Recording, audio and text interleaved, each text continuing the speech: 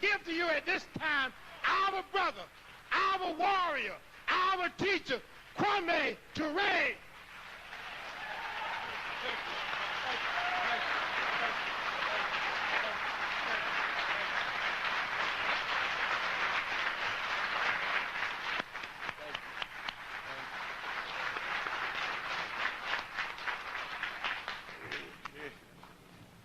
Well, we wish to thank you very, very much for such a very warm welcome.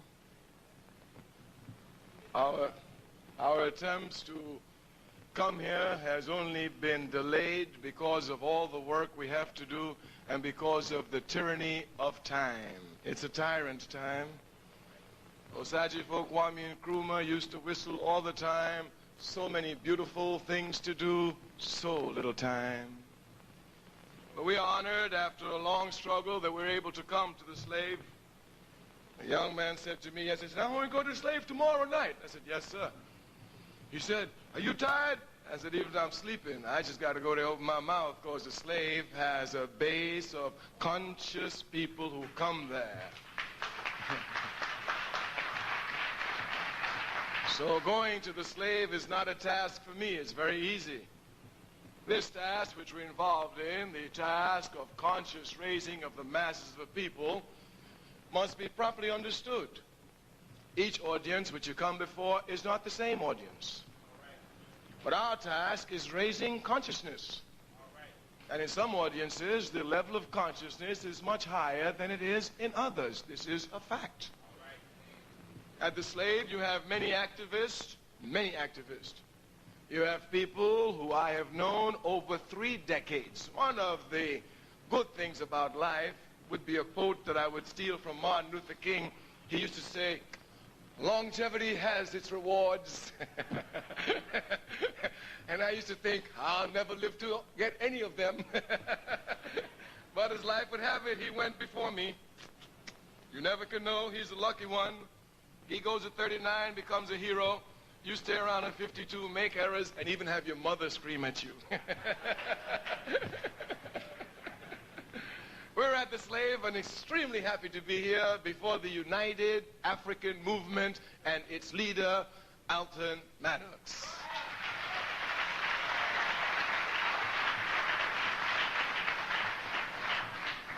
We have followed closely the work here in the All-African People's Revolutionary Party, of which I have the honor of being a Central Committee member.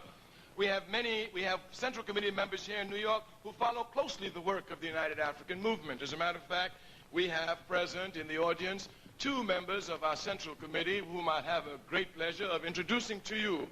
One is Sister Mawina Kuyate, and the other one is...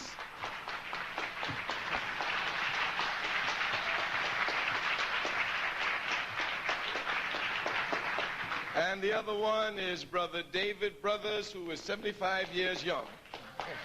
Where's David?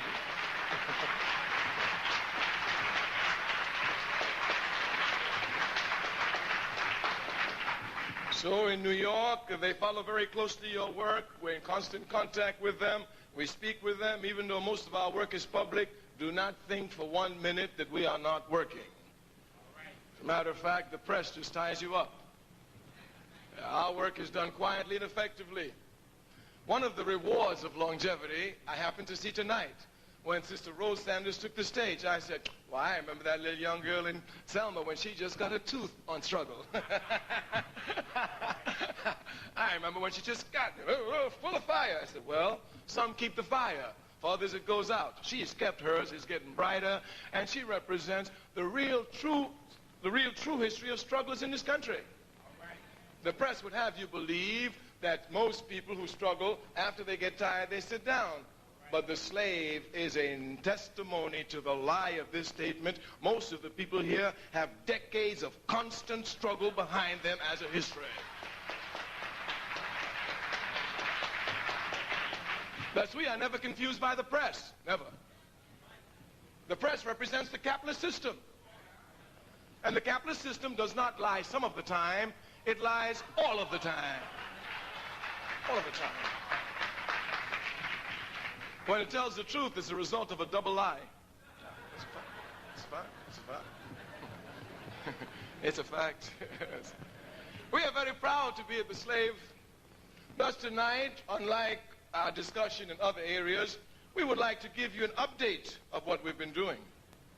Now, I want to tell you in the very beginning, our early introduction to struggle was through the Student Nonviolent Coordinating Committee.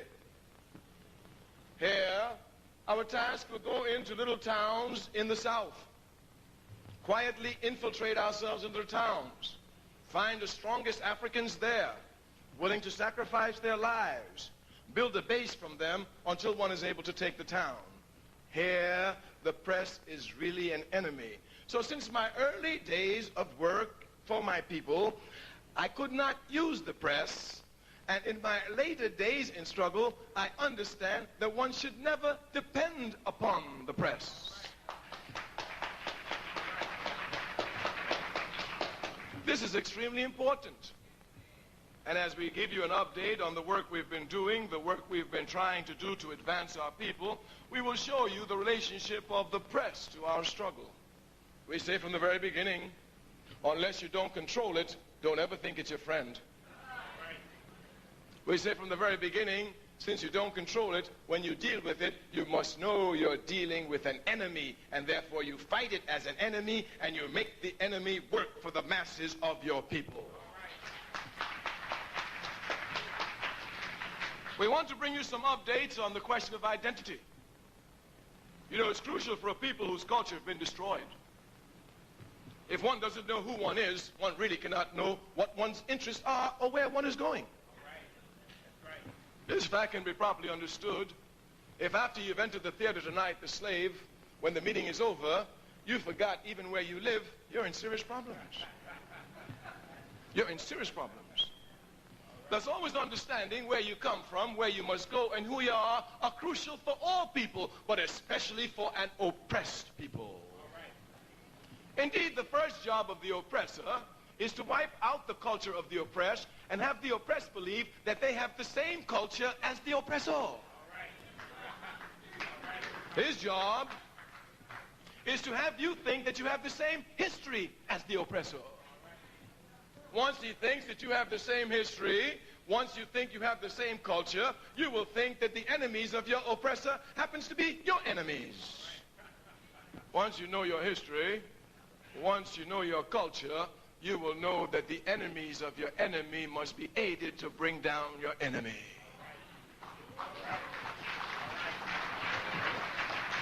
This has to do a lot with the question of identity. Now, we must tell you in our analysis, we do not make the errors that others do.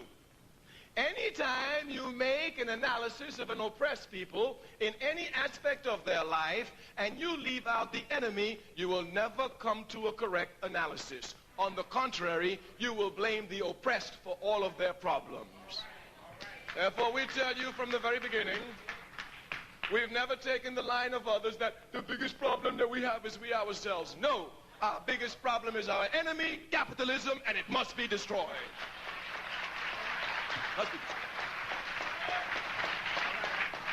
We say any analysis you make of an oppressed people must include the oppressor, otherwise you will come up with an incorrect analysis blaming the oppressed for their position of oppression.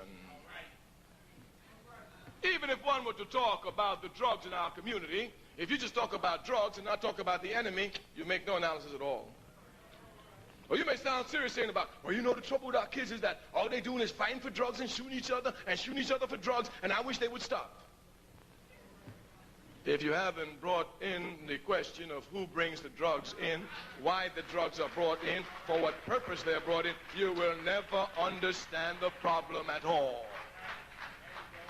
Thus we make it clear to each and every one, when we speak of the conditions of the African masses, we begin from the very beginning with the enemy of the African masses, all unjust system that seeks to exploit us, capitalism, and especially the racist capitalist system in the United States of America. It is this system which comes to confuse us as to the question of identity. Go into any Italian community, ask all of them what they are. Each and every one of them will tell you without responding, Italian. Go to any Polish community inside this country, Ask from the little youngest to the oldest one what they are. Without blinking an eye, they will tell you Polish, each and every last one of them. Go to the Palestinian community here, which is still not free. You'll find Palestinians born in America. Ask any of them quickly, what are you? Without blinking an eye, they will tell you Palestine is not free, and I'm fighting to make it free even in America. Go to Africans who've been in America longer than all of them. Go to Africans who came here under conditions none of them came here under.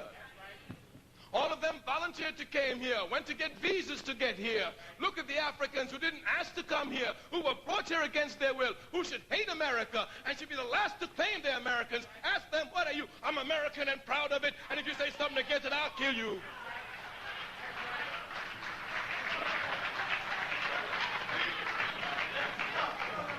They say the job of the enemy is to make you identify totally with the enemy. Even if we call ourselves Americans, they don't treat us like Americans. They don't treat us like Americans. We have built this country, and they shoot us down in the street like dogs, and somebody's still holding on to them about we Americans. There's nothing in America for us except exploitation.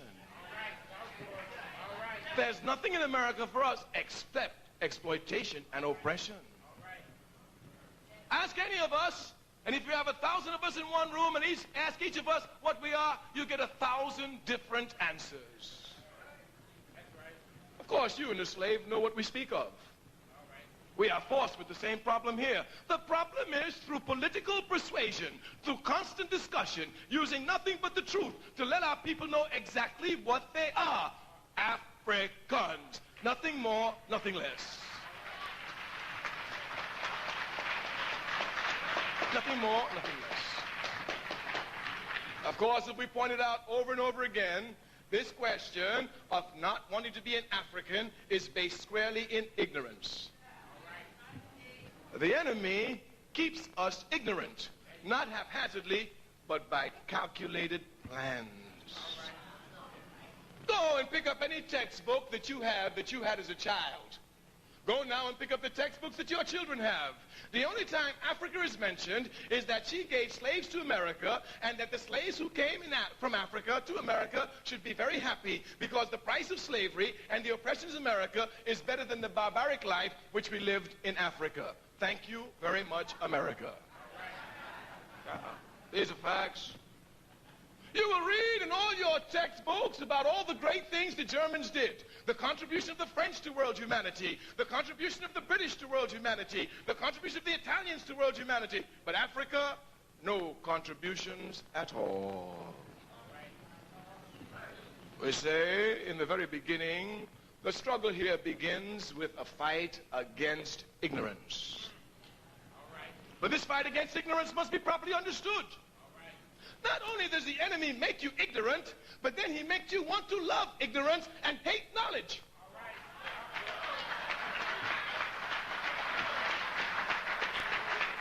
Hate knowledge. Take any unconscious African. Hey brother, hey sister, what's happening African? I ain't no African. Well, I know you don't know nothing. I know you ain't no African, but would you like to read something about Africa? What's that going to do for me? And they think that when they respond to this, that they're really thinking. Taught by the enemy to react to stimuli, and in the act of reacting, they seriously think they are thinking. The task we have before our hands is a serious and difficult task. But we are revolutionaries. We do not run from difficulty. We run to difficulty.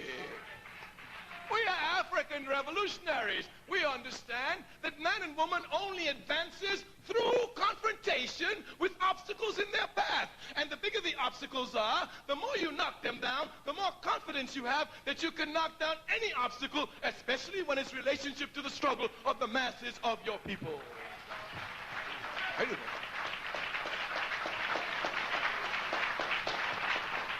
Thus we tell them all, we of the All-African People's Revolutionary Party make the revolution difficult for us. Put every obstacle in the path. The Africans in Trinidad in their sing-song English say, the rougher the water, the stronger the swimmer. Yes. The rougher the battle, the stronger the warrior. And your people need strong warriors. Your people need strong warriors. Therefore, we tell the enemy, we're not afraid of you. We'll face the people. This struggle of arriving at African is crucial. When one says one is a Negro, it sounds good, even with capital N. And that's what they did to us, yes. But after all, there is no such thing as Negro land. None whatsoever. This, then, is an invention of the master to put you somewhere hanging in space in history nowhere. So as a Negro, the only land you know is America. So, well, I don't care what you say, you know. I wasn't born anywhere else in America. This is all I know. And The jump from Negro to black is important. Here now, you come to confront the enemy. So you think because I'm black, you're going to make me shame. Dig this. Nappy hair and all, I'm coming, and I know I'm beautiful. Dig that. Yeah. This aspect, then, of black is absolutely in advance of a Negro. But still, there is no black land. It is only when you arrive at Africa that you arrive at the proper conclusion. Because Africa is the richest continent on the face of the earth.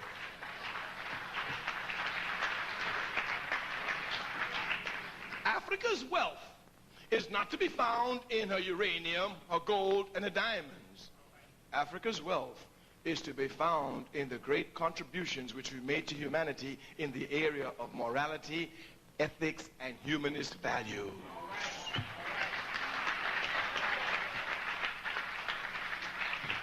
This is Africa's great contribution.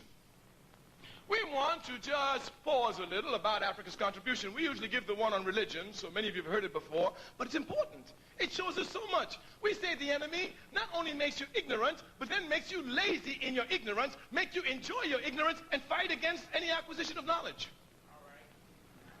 If Africans are excited about anything in their cultural life, it is their religion.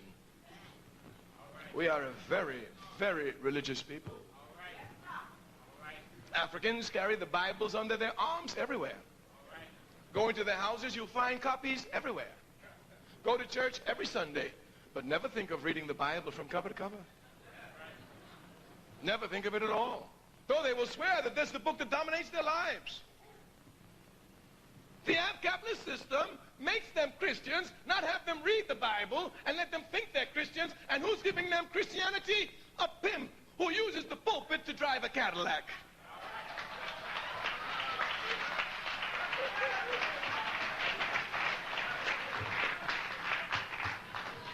And Jesus Christ wore sandals.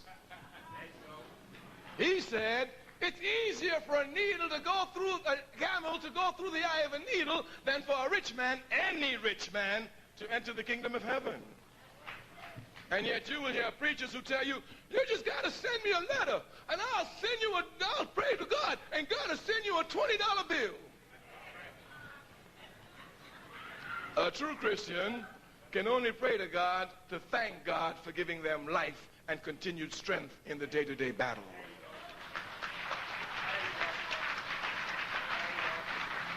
We do not leave it here on this level. We say the enemy comes to confuse us.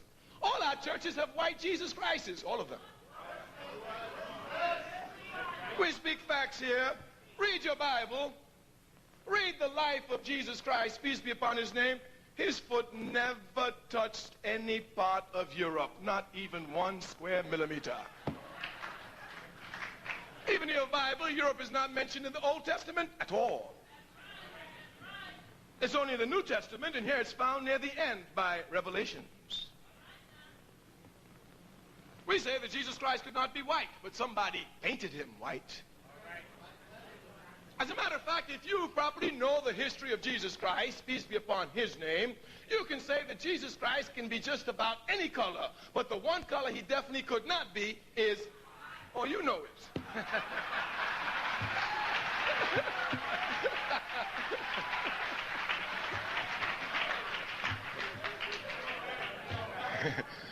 A few days days ago, when speaking with a sister, she told me, Brother Kwame, I have a lot of trouble with Christians. I said, no, you shouldn't have trouble with them. She said, yes. She said, I went to this Christian. I just told them about Africa. They told me, get out of my face. I said, she's not a Christian. Any Christian must respect Africa. Every Christian must respect Africa. The first country mentioned in the Bible, Genesis 2, verse 13, Ethiopia is in Africa. That's Genesis 2, verse 13. In your Bible, it might be spelled Cush. Don't get confused. When they say Cushite, they're talking about you. You are the Cushites. You will just go to any dictionary and you look at the word Cush, it will say ancient name for Ethiopia. Cush. When Jesus Christ, peace be upon his name, was in trouble, everybody wanted to lynch him, kill him, threaten his life. He had to run. Who gave him refuge? Africa. Where did he grow up? Africa. Where was the first church established? Africa. Where was the first monastery established? Africa. The very intellectual development of the church came out of Alexandria, which is in Egypt, which still is in Africa. We just mentioned briefly some of Africa's great contributions to Christianity, only in passing. As a matter of fact, I do not think, and I'm not certainly a student of the Bible. As a human being, I read the Bible. Even if I'm not a Christian, I have to read the Bible because so many people call themselves Christians and are affected by this book. If I must deal with them, I too must know something about the book. I'm not a scholar in the Bible, but I'm almost sure that probably the word Egypt and Ethiopia appears in the Bible more than any other country mentioned in the Bible. We just cite these facts to show you that if Christians were reading their Bible, being Christians who are also Africans, they would be doubly proud. Proud of what Africa has done for Christianity, and proud as Christians that they can affirm what they are and show their beautiful image as their God, as they say, created them, different for others for his own best understanding. The enemy will not only try to have you identify with him in every means, but he'll even try to make you look like him in every way. Yes. But your God is a mighty God. Your God knows what he's done. You may try to get away from your God. You may put everything you want in the hair that your God gave you, but time alone and God will bring it back to where it's supposed to be.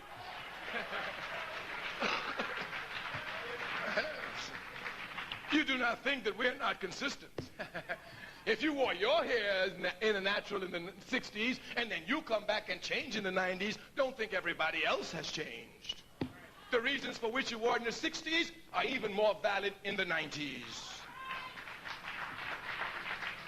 The struggle is an eternal struggle. The capitalist system will confuse you. Miriam Makeba was fond of saying that our people are just the now people. They want everything now. If you tell them something for later, I ain't got no time for later. I want it now. Capitalism makes you think that everything must come now. But the struggle in which you're involved in is a struggle in which you will not reap that which you've sown. You have already reaped that which has been sown by past generations. You must sow for future generations to reap.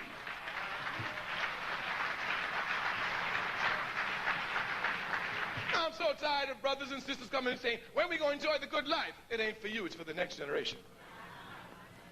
Do your work now for the next generation. When you work for your people, it is not what you receive, it's what you give.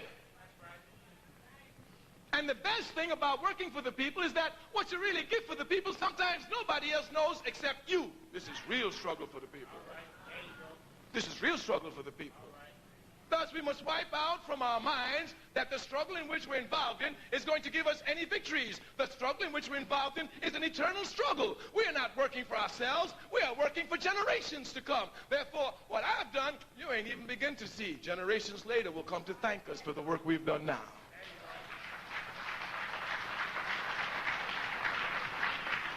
This aspect of understanding eternal struggle and understanding identity is tied together. The Honorable Marcus Garvey said it best.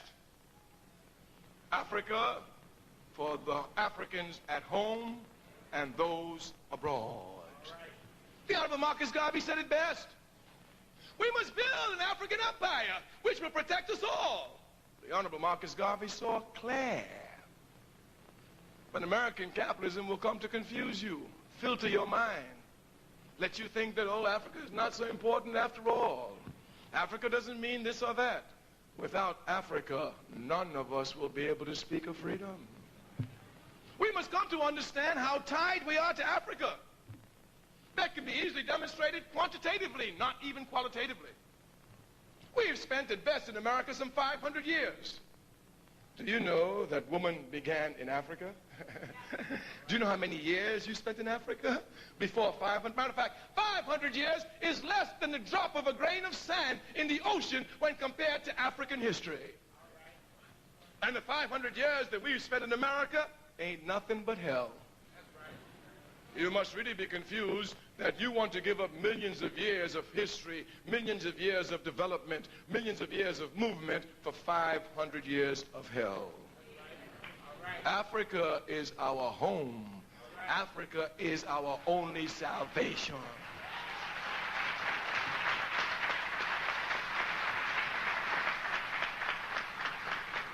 Thus, since we are among conscious fighters, we just want to inspire you.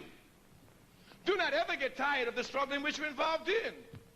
As a matter of fact, a true struggler becomes better every day at what he's doing.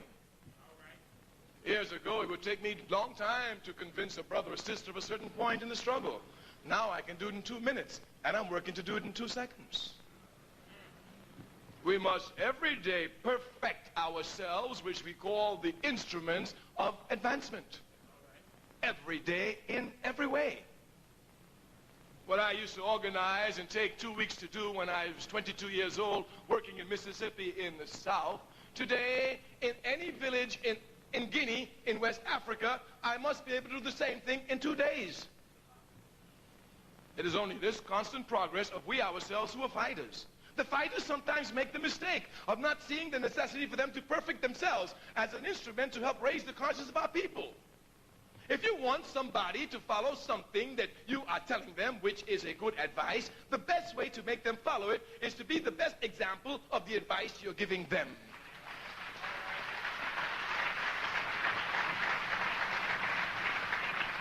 In no way should this mean that if a liar is telling you the truth, that you should not accept the truth. No. The truth out of anybody's mouth is still the truth. And wherever you hear the truth, you must accept it. You must use it. The Chinese say, be not warned by the speaker, but the words that she speaketh.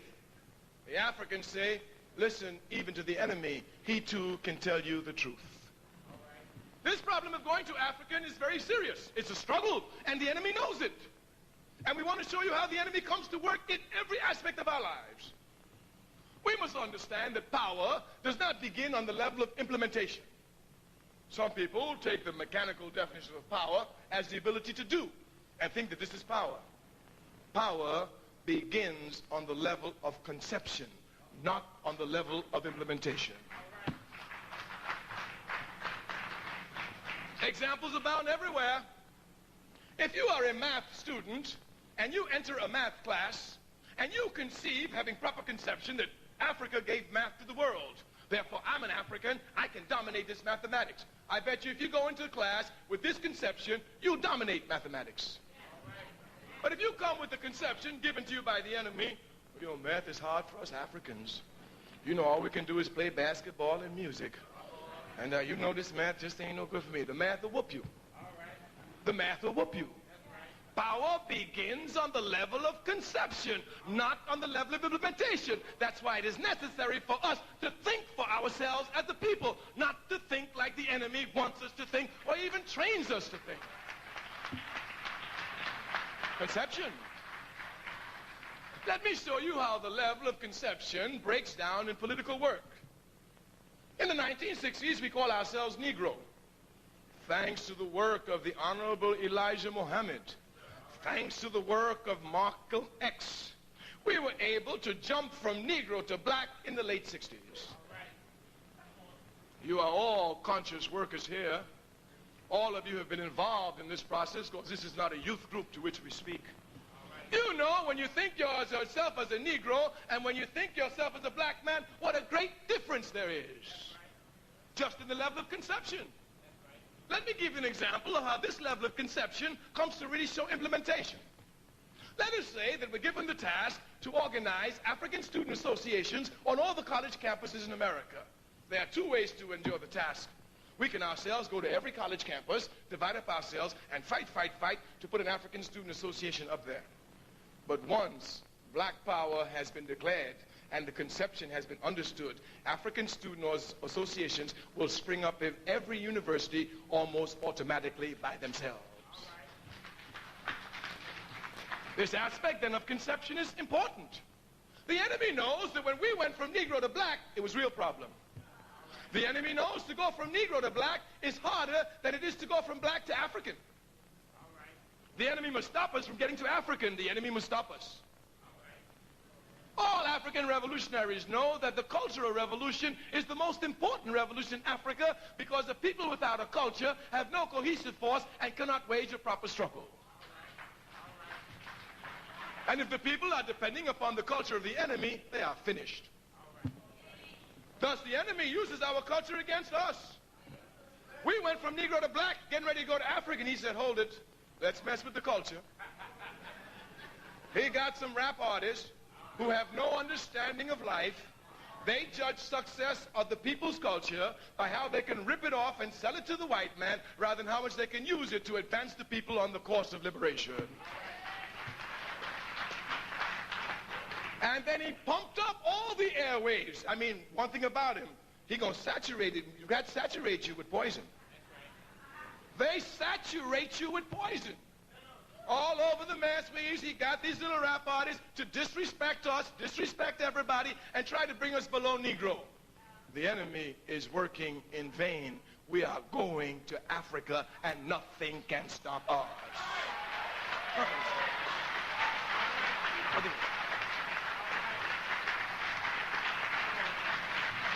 Thus, we must understand properly the process here. These rap artists are only straw men.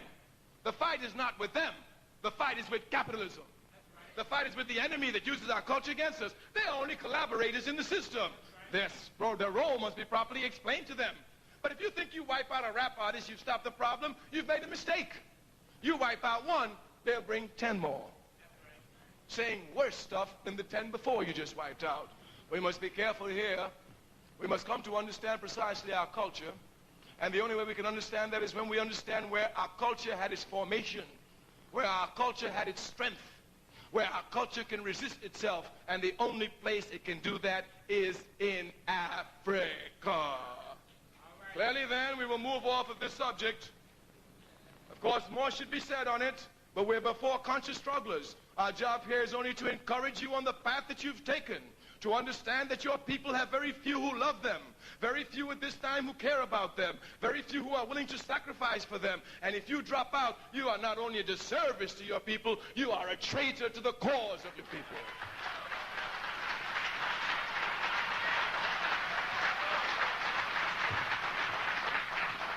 This aspect of being a traitor must be properly understood.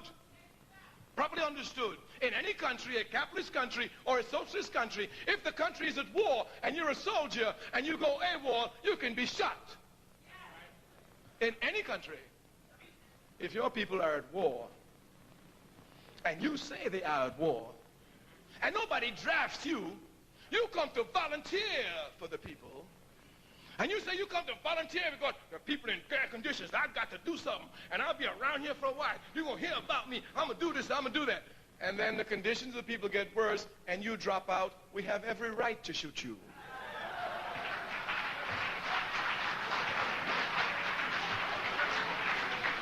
What we say is serious. The enemy uses this against us. He takes the petty bourgeois elements of our people who've been involved in struggle in the 60s, make them drop out of the struggle, and show them on the press everywhere. So people think, oh, all those people fighting in the 60s, they dropped out. I see before me a lot of people who I've known personally here involved in struggle, and they still here struggling. They ain't gone nowhere. As a matter of fact, they got better at struggle. Better at struggle. We continue then. This aspect of African must be understood. You must constant and be constant and be constant in your political education. The enemy doesn't stop politicizing us with all his vice. In his television's the same thing 1,000 times. Buy me, buy me, buy me. Getting a woman to kick her legs up in the air. Buy this, buy that, buy that, buy everything. Always pushing vice. We come and say, Africa, Africa, Africa, and after a while the enemy says, are we tired of hearing that African? Stop, stop it. You ain't heard nothing yet. You're going to hear Africa till you die.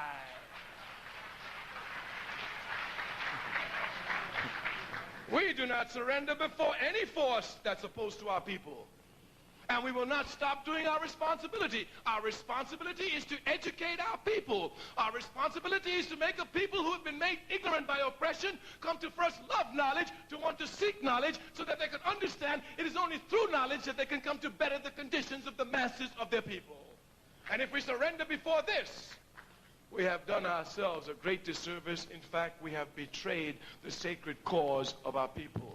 As for us, once we've taken a step on the road, we will continue on that road until a bullet finds us, and if none finds us, death will only find us working for our people.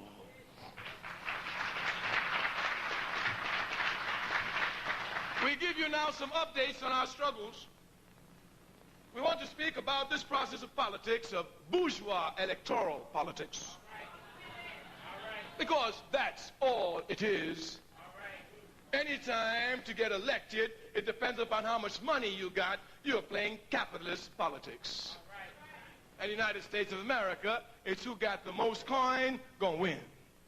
For Africans who don't have any money, it doesn't even make sense to get involved in this.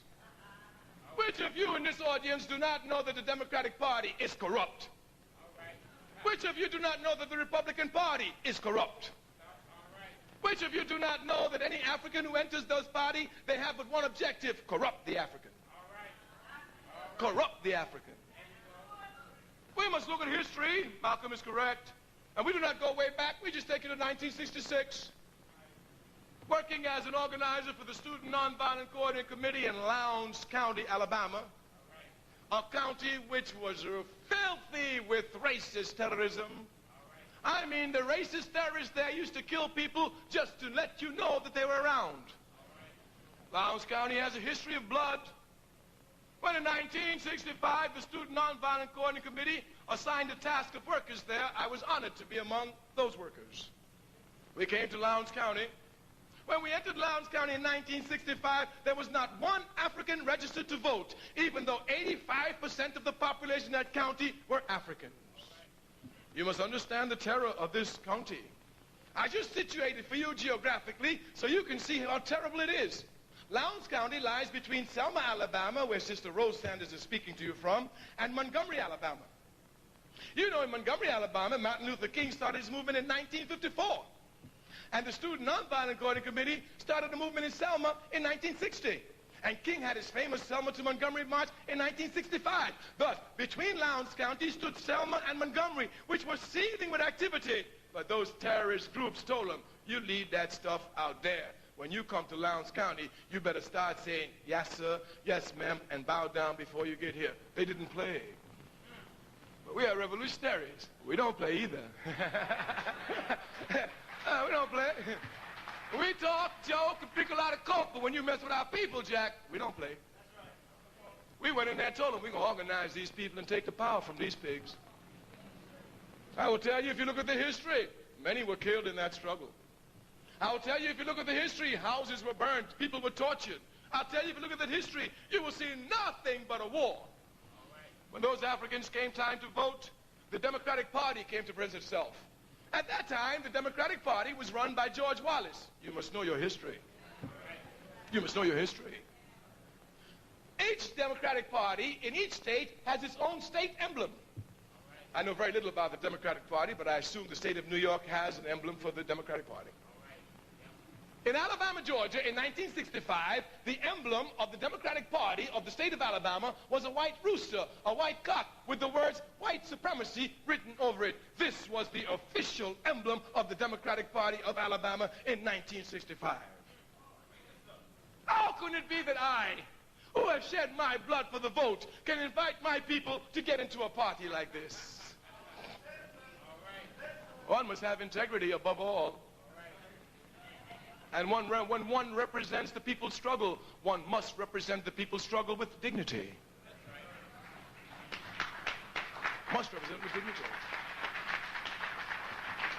Alabama law allowed for the creations of third parties quickly because they were sure it would never be done.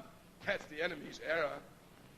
Because of the illiteracy among whites, because of the rate of illiteracy among whites, the Alabama law prescribed that each party must have an emblem. Thus, we in Alabama, Lowndes County, had the task of getting an emblem. I have always known from the time I'm a young man working in the movement, anytime you have a problem, take it to the people, they'll solve it. All right. We called a meeting of the people. We said, listen, this is the emblem of the Alabama Democratic State Party. Obviously, we cannot have our people voting for a white cock that says white supremacy. We have to have an emblem. Please come up with one. And there were some examples, but somebody came up with a Black Panther. The people. You must never lose faith in your people, especially the illiterate masses. They are the true salt of our movement. They came up with a Black Panther. Who, putting a Black Panther next to a white cock, would not immediately say, Black Panther? Yes, our Black Panther would get rid of a white cock just with blowing his breath. Well, get out the way.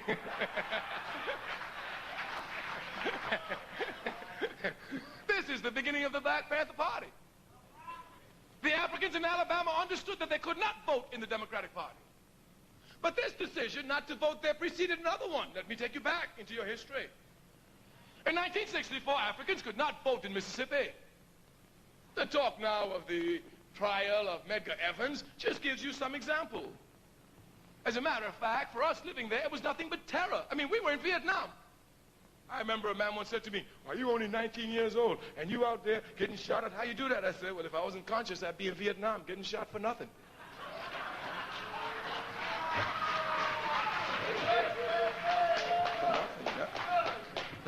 Take a bullet for my people any day. Take a bullet for nothing, never. Never. Yes. People were here. They had to go to a party. We developed in the 1964 campaign, Africans couldn't vote. Listen to the strategy of the Student Nonviolent Coordinating Committee. We decided, of course, I voted against the proposal. I lost. But me, I'm disciplined. I am disciplined. Once I adhere to the principles of an organization, if a vote goes down and I lose, but I agree with the principles, I stay in the organization. As a matter of fact, if I don't agree with the principles, I would never be in the organization in the first place.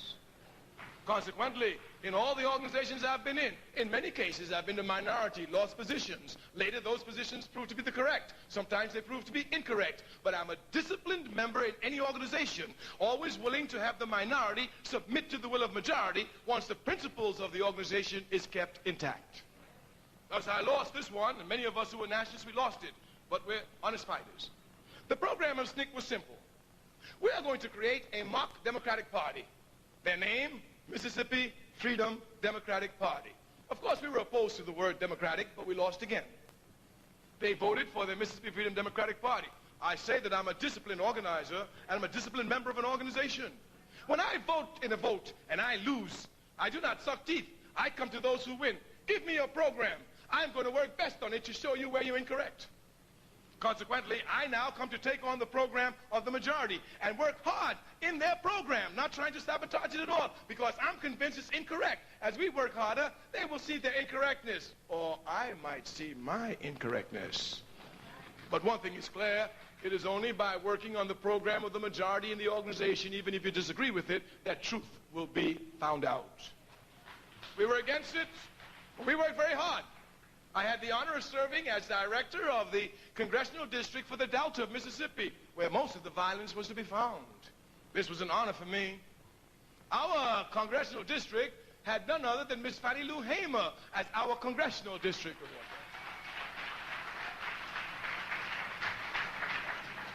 One of the rewards of longevity is that one of the best things in my job is that I always have the honor of meeting people who fight for their people without expecting the slightest rewards. It is they who let me know that the people can never be corrupted, only the petty bourgeois elements of our people. Here they are. Miss Hamer, I need not speak of. All of you know. If you don't know, you need to know. You need to know. Our congressional district was very well organized.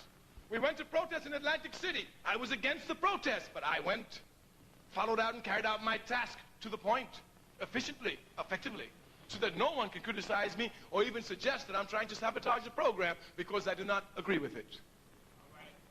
The Democratic Party told the Mississippi Freedom Democratic Party that they will give them 2 seats out of the delegation. When one would add the bloodshed that was spilled in Mississippi, the torture, the imprisonment, all of the problems, the people getting kicked off their lands, the unemployment, etc.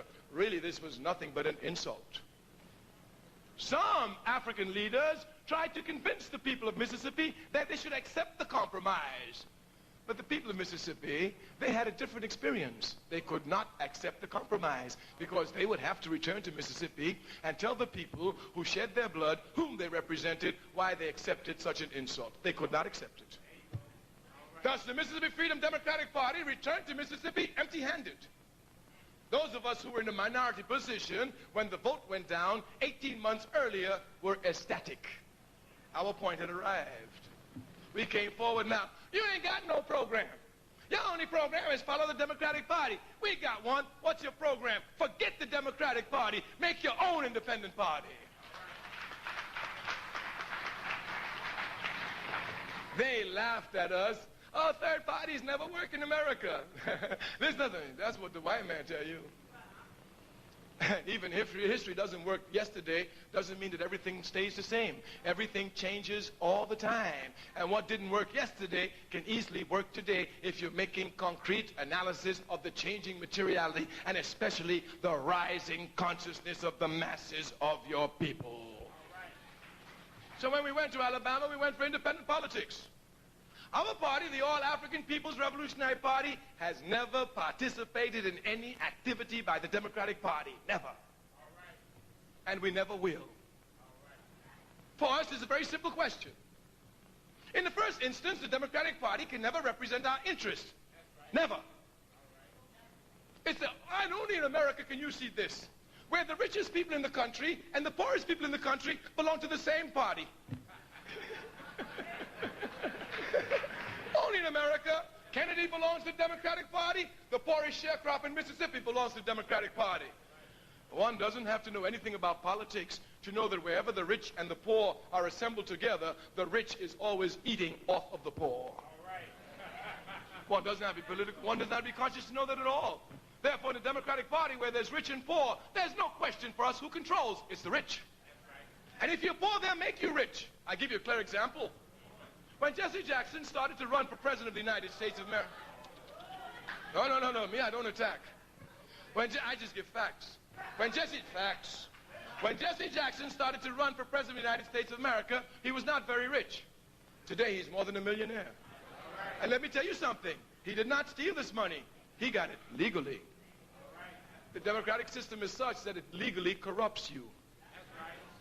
I'll give you examples everywhere. I remember when Reagan was president of this country. Every time he spoke about Japan, I thought he was going to go to war with them. I thought someday he's going to slip and even call them Japs. When Reagan escaped down after 8 years, after 2 months, he went to Japan. He made a speech for 20 minutes and got $2 million, all of it legal. Consequently, the very system has corruption built into it. And if you're poor, they make you rich. And once you become rich, no matter what you say, you forget the poor. I know many comrades who fought with me in SNCC. I see them all the time. They say, oh, you know, I've got to go out here. When they left SNCC, they say, listen, you know, the thing is rough. I want to go out here and make a little bit of money, but we need money. As soon as I get some money, I'll help support the revolution. All of them become rich. And every time you see them, they're the first to cry poor mouth. I ain't got no money. Life is so hard. I can't do nothing. So I even ask them for money. They're not going to give it. Once you become rich, you forget the poor. Because the reason you want to get rich is to get away from the poor. That's the only reason. reason you want to get rich. And they will tell you now from the Bible, blessed are the poor, for you must believe what you say. I know it's true. The other day when having a discussion with my mother in Africa, where she was taking me for some time, she said, how much money you have in your pocket? I was going to travel. I don't have very much. She said, what you going to do? I said, I can travel around the world with $10 and I will eat into every country I go. I will do it. I've done it before. I have done it before. When I worked in Mississippi, I had no money. As a SNCC field secretary, we were paid $10 a week if you got it, and most of the times you didn't. Who fed me? The people for whom I work. I know the people. You work for them. They will protect you with their lives. I know the people. I know the people. Our party started a campaign in 1972. What was the campaign? Smash the Democratic, Republican, and all capitalist parties. We invited many people to join us. No one joined us. They're all crazy. You know, the Democratic Party is just getting us into positions. We're just getting here, we're just getting there. We understood from the very jump that those positions which they made were to fool the people. But we know you can't fool the people. You can only fool the petty bourgeois elements. It is they who ran to be mayors. The capitalist system thought they had us. With African mayors in the cities, we got them. But Los Angeles showed them, you put anybody there, you won't fool the people. They wrecked Los Angeles even with an African mayor named Tom Bradley who came up through the ranks of the police. You can't fool the people, only the petty bourgeois elements. Since you cannot fool the people, it behooves us to depend upon no one except the people to advance us. And it's only the people that advances us. We say it all the time. Every individual advancement made by every African in this country is a result of the blood of the masses of the people. Everyone. We repeat the statement all the time. It's true. There's nothing that we have achieved in this country without shedding blood. Absolutely nothing. To sit in a filthy 5 and 10 cent store in Selma, Alabama, you got to shed your blood. To ride on a bus where you want to ride, even though you paid the same money as everybody else in Montgomery, Alabama, you got to shed your blood. To live in a neighborhood where you want to live in New York City, even if you've got the same amount of money, you got to shed your blood. To get the vote just like any foreigner gets when they get here, you've got to shed your blood. To get your children into city college, into schools where you pay taxes, you've got to shed your blood. No African sitting here, no non-African sitting here can show me one advancement that an individual African made that was not the result of the blood of the masses of the people. One.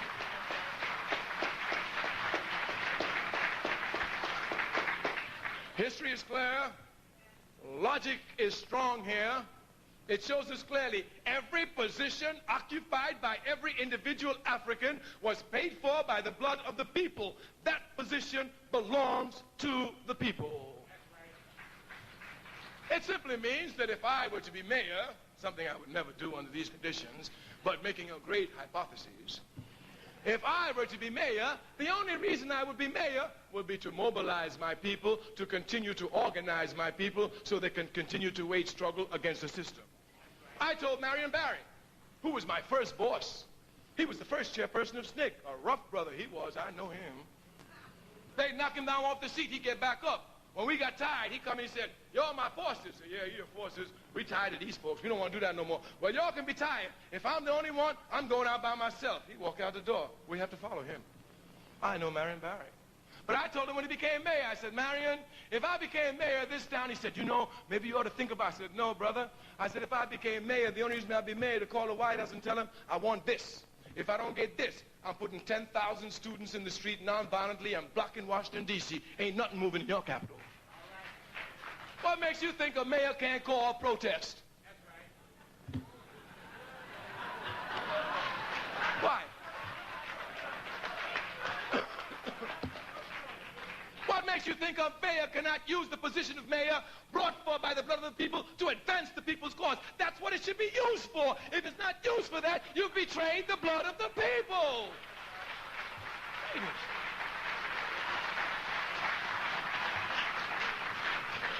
Our party is faithful to our line against bourgeois parties and smashing them all. We are happy to see that some Africans, after being insulted by the Democratic Party, now come to understand the truth of that which we speak. We Africans must have our own independent political party.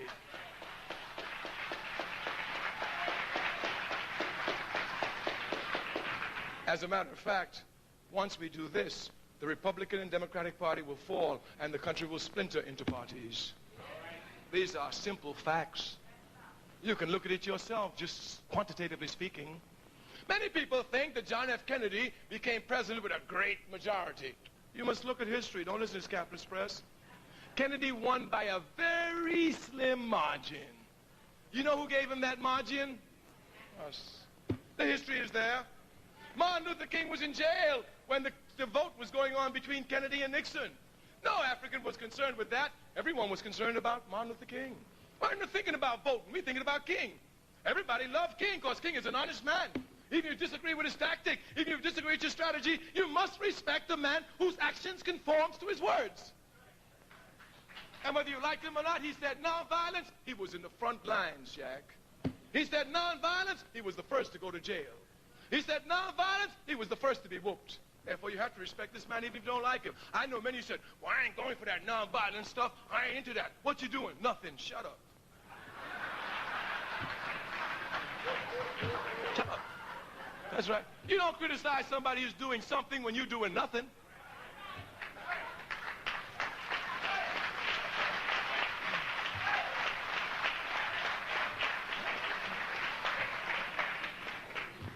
Martin Luther King was clear. I said we may disagree with him, but we certainly had to support him. He was clear in his direction. He was clear in what he said. My only disagreement with King was a simple one. I never saw nonviolence as a principle, only as a tactic. This was my only disagreement with King. This was my only disagreement with King. This broke down on the practical level. If nonviolence was ineffective, King would continue. I would pick up a gun. That's the only difference. The only difference. The only difference. We said this aspect of having an independent party is necessary and crucial. And it comes from the level of conception. Once we develop an independent party, we will be the swing vote. Look at the Kennedy vote. We said Martin Luther King was in jail. Everybody was concerned about King. King was held in incommunicado in a jail in Alabama. Kennedy was a senator. As a senator, he had the power to enter any jail in America.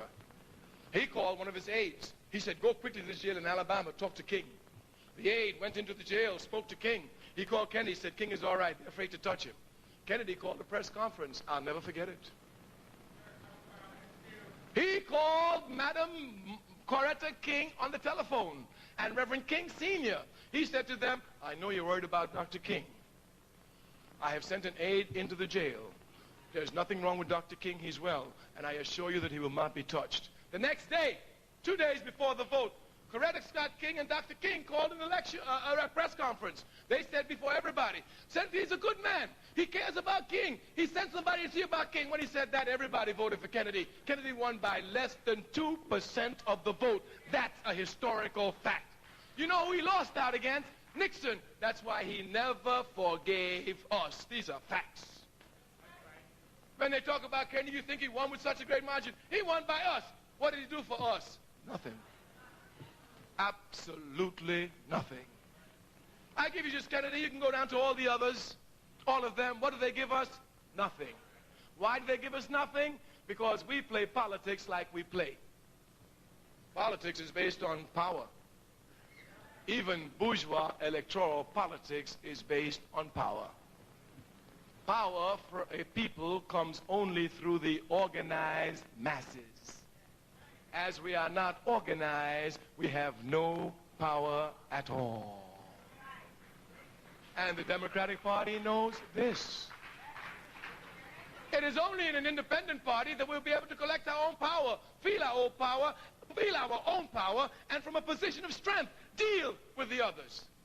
It's just a simple question. Look, Jack, we have 40% of the vote. We want 40% of the power. We want this, we want this, we want this, we want this, we want this. Everybody does it. When the Polish go to give their vote to the Democratic Party, they already got what they bargained for. We're the only ones who have faith. Faith in an enemy who has never given us any reason to have faith in him. Just blinded faith. Well, you know, they're going to do what they say. And what do we come up with? Nothing. All right, we will not belabor the point. Just let you know that if you really want to feel the strength of the power of your people, you must build an independent political party. Our party is clear on this. We bring you a slide update on our Smash the FBI and the CIA program.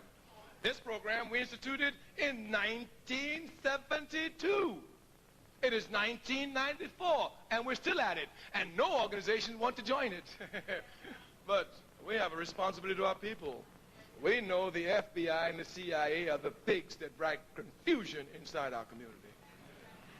But we know them. Our people know them. I work with all sorts of organizations, all sorts of statistics and research from our party against the FBI and CIA. Let me give you an example. When the Soviet Union was betrayed by this scum, Gorbachev, and that's all he is, and that's all it was, betrayal, Bush made the great announcement. The evil empire has fallen. We have a lot of CIA agents who've been there. Now we're going to take them and put them in the ghettos. He said it. We have the article. And even said most of them will be sent to the ghetto in Los Angeles.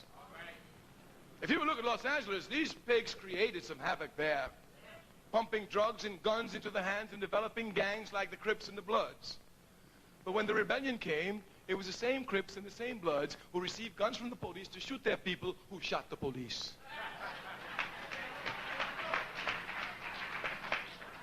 The same ones. The CIA, I laugh at them. I remember when the news was made, I was talking to a sister. She said, "Oh, we're in real trouble now." I said, "What you mean?" She said, "You hear what they said? They send the CIA everywhere. They're coming for you." I said, "Oh, I ain't worried about them." I ain't even thinking about them. I said, they had all the sophisticated machines they had in Vietnam, and when the Vietnamese overran them, they were running for the helicopters. They were looking at the machine, and the Vietnamese were banging in the door. What happened in the Vietnamese? "Oh, we got to get out of here." Well, running for helicopters, kicking each other off. Yes, these are facts. When you face an enemy, you must demystify the enemy.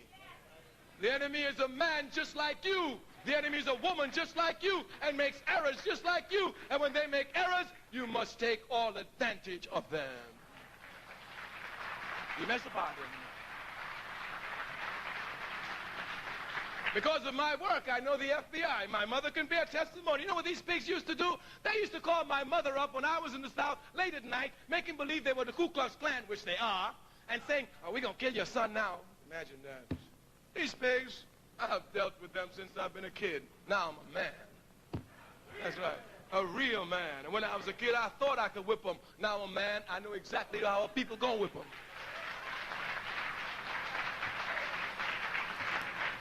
The FBI and the CIA must be smashed if you want revolution. In any state, it is the police force that keeps the status quo in check. Undermining the police force of any state makes the alternative easier for revolution. Thus, attacking the FBI and the CIA is a proper revolutionary strategy. And even though we started by ourselves, since then, we want to tell you great advances have been made, even though we've been alone. Today, the people have more disrespect for the FBI and the CIA than ever before. Always. And it will become worse and worse because of a simple truth. When they were up there like kings, they did whatever they wanted to do. Nobody looked at them, so they didn't cover their dirt. They don't even know how to cover their dirt. And now the people looking at them, looking at the back and looking at them now, they're going to fumble and bumble and just trip up over themselves. Because they've never had anyone looking at them. They were above everybody else, but now today the people are looking at them, looking at their tricks. They can't hardly move, and we're going to tie them up some more until we tie them up completely and make them a force of neutrality in the struggle to overthrow capitalism.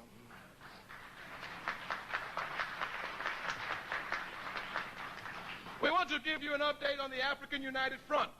This will take some time. It's your history. I had the great privilege of going to Vietnam when I was a young man. Of course, I didn't go to fight for America.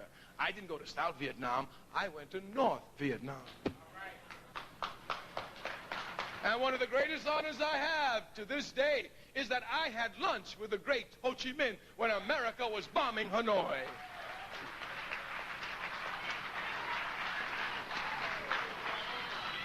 must just give you a little story, which I've not made public there, which made me assure that America could never whoop these people. All right.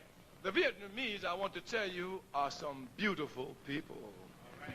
You must understand, any people who can organize themselves with such determination to go up against America, confident that they can destroy it, have to be some beautiful people.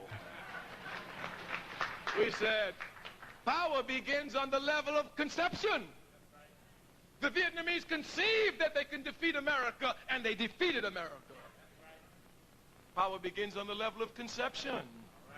When I was there, I asked the Vietnamese to give me work on United Front. Of course, before I went there, I had read just about everything I could read on the Vietnamese Revolution. And one of the things that caught my attention and attracted my attention was the Vietnamese were able to form a united front of all sector and all factions to form a united front against the Japanese, against the French, and against the Americans. I recognized that this is what was lacking in our people. In my early days in STIC in Mississippi, STIC was able to force an organization called COFO, Confederation of Federated Organizations. We had in its SNCC the NAACP, the Urban League, CORE, and SCLC. Where in Mississippi, NAACP did not do very much work. They had some very strong organizers, such as Brother Edgar Mevers, but they themselves didn't have a lot of people there. Neither did the Urban League. SCLC did not have too many people. The ground was occupied mainly by SNCC and some core field secretaries in the southern part of the state.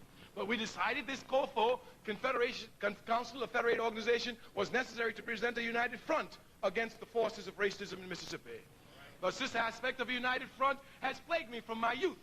It's a necessity. The Vietnamese, I said, are very beautiful people. They brought out all the documents I wanted. We were sitting upstairs in a little room. A comrade there who spoke English had the report. He was reading. And comrade, after we collected the students, now we were moving to the intelligentsia. And just as he said that, the siren went off. You know. So he looked at me and said, comrade, the Americans are coming to bomb. We must go to the shelter. Let's go. You know, the Vietnamese are very small people in stature. I look like a gigantic African going with them to the shelter. And they have these very small shelters. You know, they just walk in on, I have to crawl in on my stomach. But the comrade comes. I pay no attention to them. I go in the shelter. It's a small shelter. We sit down. He looks, he said, comrade, are you okay? I said, I'm fine. You know, I'm cool. Let's get it on. So he said, everybody's fine? We said, fine. I didn't even know he had the paper with him.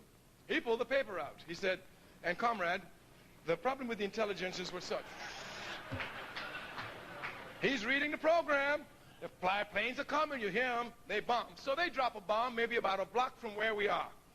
The dust from the shelter falls on the paper. And comrade, after that...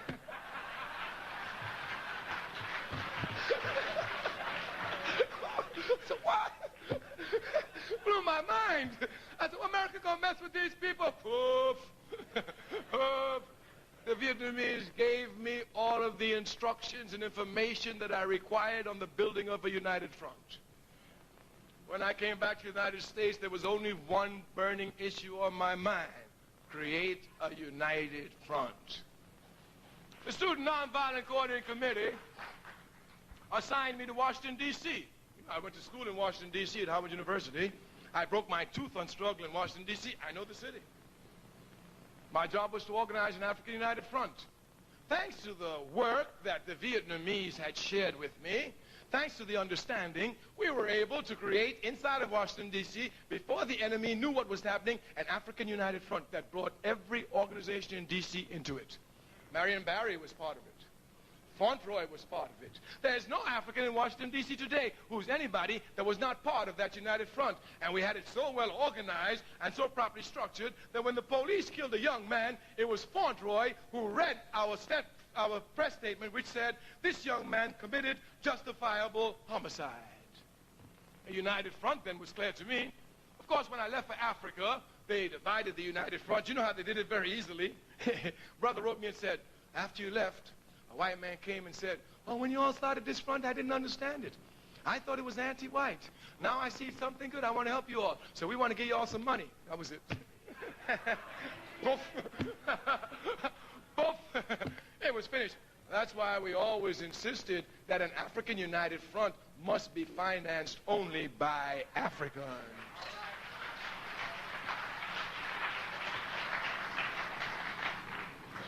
In 1969, The All-African People's Revolutionary Party gave me the task of organizing an African United Front in the United States of America with the leadership here since 1969, without stop to 1994. This has been a task which I have taken seriously. And every time, as Africa is our weakness, that we have come close to having a united front, outside forces always step in to create divisions, and these outside forces are always Zionist forces. Always. Always. Your chairperson is here. Ask him. As late as November of this year, on behalf of my party, the All-African People's Revolutionary Party, carrying out my task for United Front, I sent letters to Dr. Ben Chavis. I sent letters to Jesse Jackson. The same letter I sent to Jesse Jackson, I sent to Minister Louis Farrakhan. I also sent letters to Johnny Jacobs of the Urban League, and I sent letters to Kwesi of the caucus.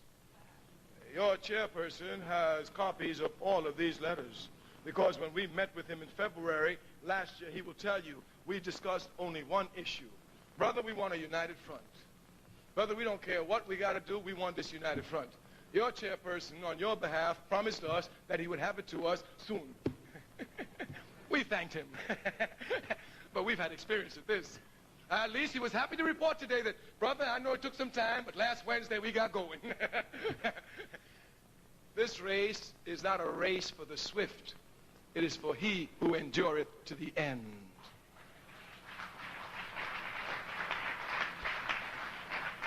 Your chairperson will share with you the information we sent him. Attached to the two letters were two documents. One that went back to 1972, when we had gathered together all the leadership. Roy Wilkins was alive at that time. Vernon Jordan was alive at that time. The Honorable Elijah Muhammad was alive at that time. Minister Louis Farrakhan would serve as his representative. We had Jesse Jackson. We had everybody. And 3 days before the meeting came, Zionism launched an attack and destroyed the entire meeting. He has the documents. We also sent him another document, one written in 1982, a letter signed by Johnny Jacobs and Minister Louis Farrakhan. I took Minister Louis Farrakhan to Johnny Jacobs' office in New York here. It was the first time they met each other. Introduced after much discussion with Johnny Jacobs. I would go there by myself, sit, talk with him. I would call him up, speak with him. I call up Farrakhan. I call them all up, speak with them. Because all I want is a symbol of unity among our people. If we can get nothing else except that, give the people a symbol of unity.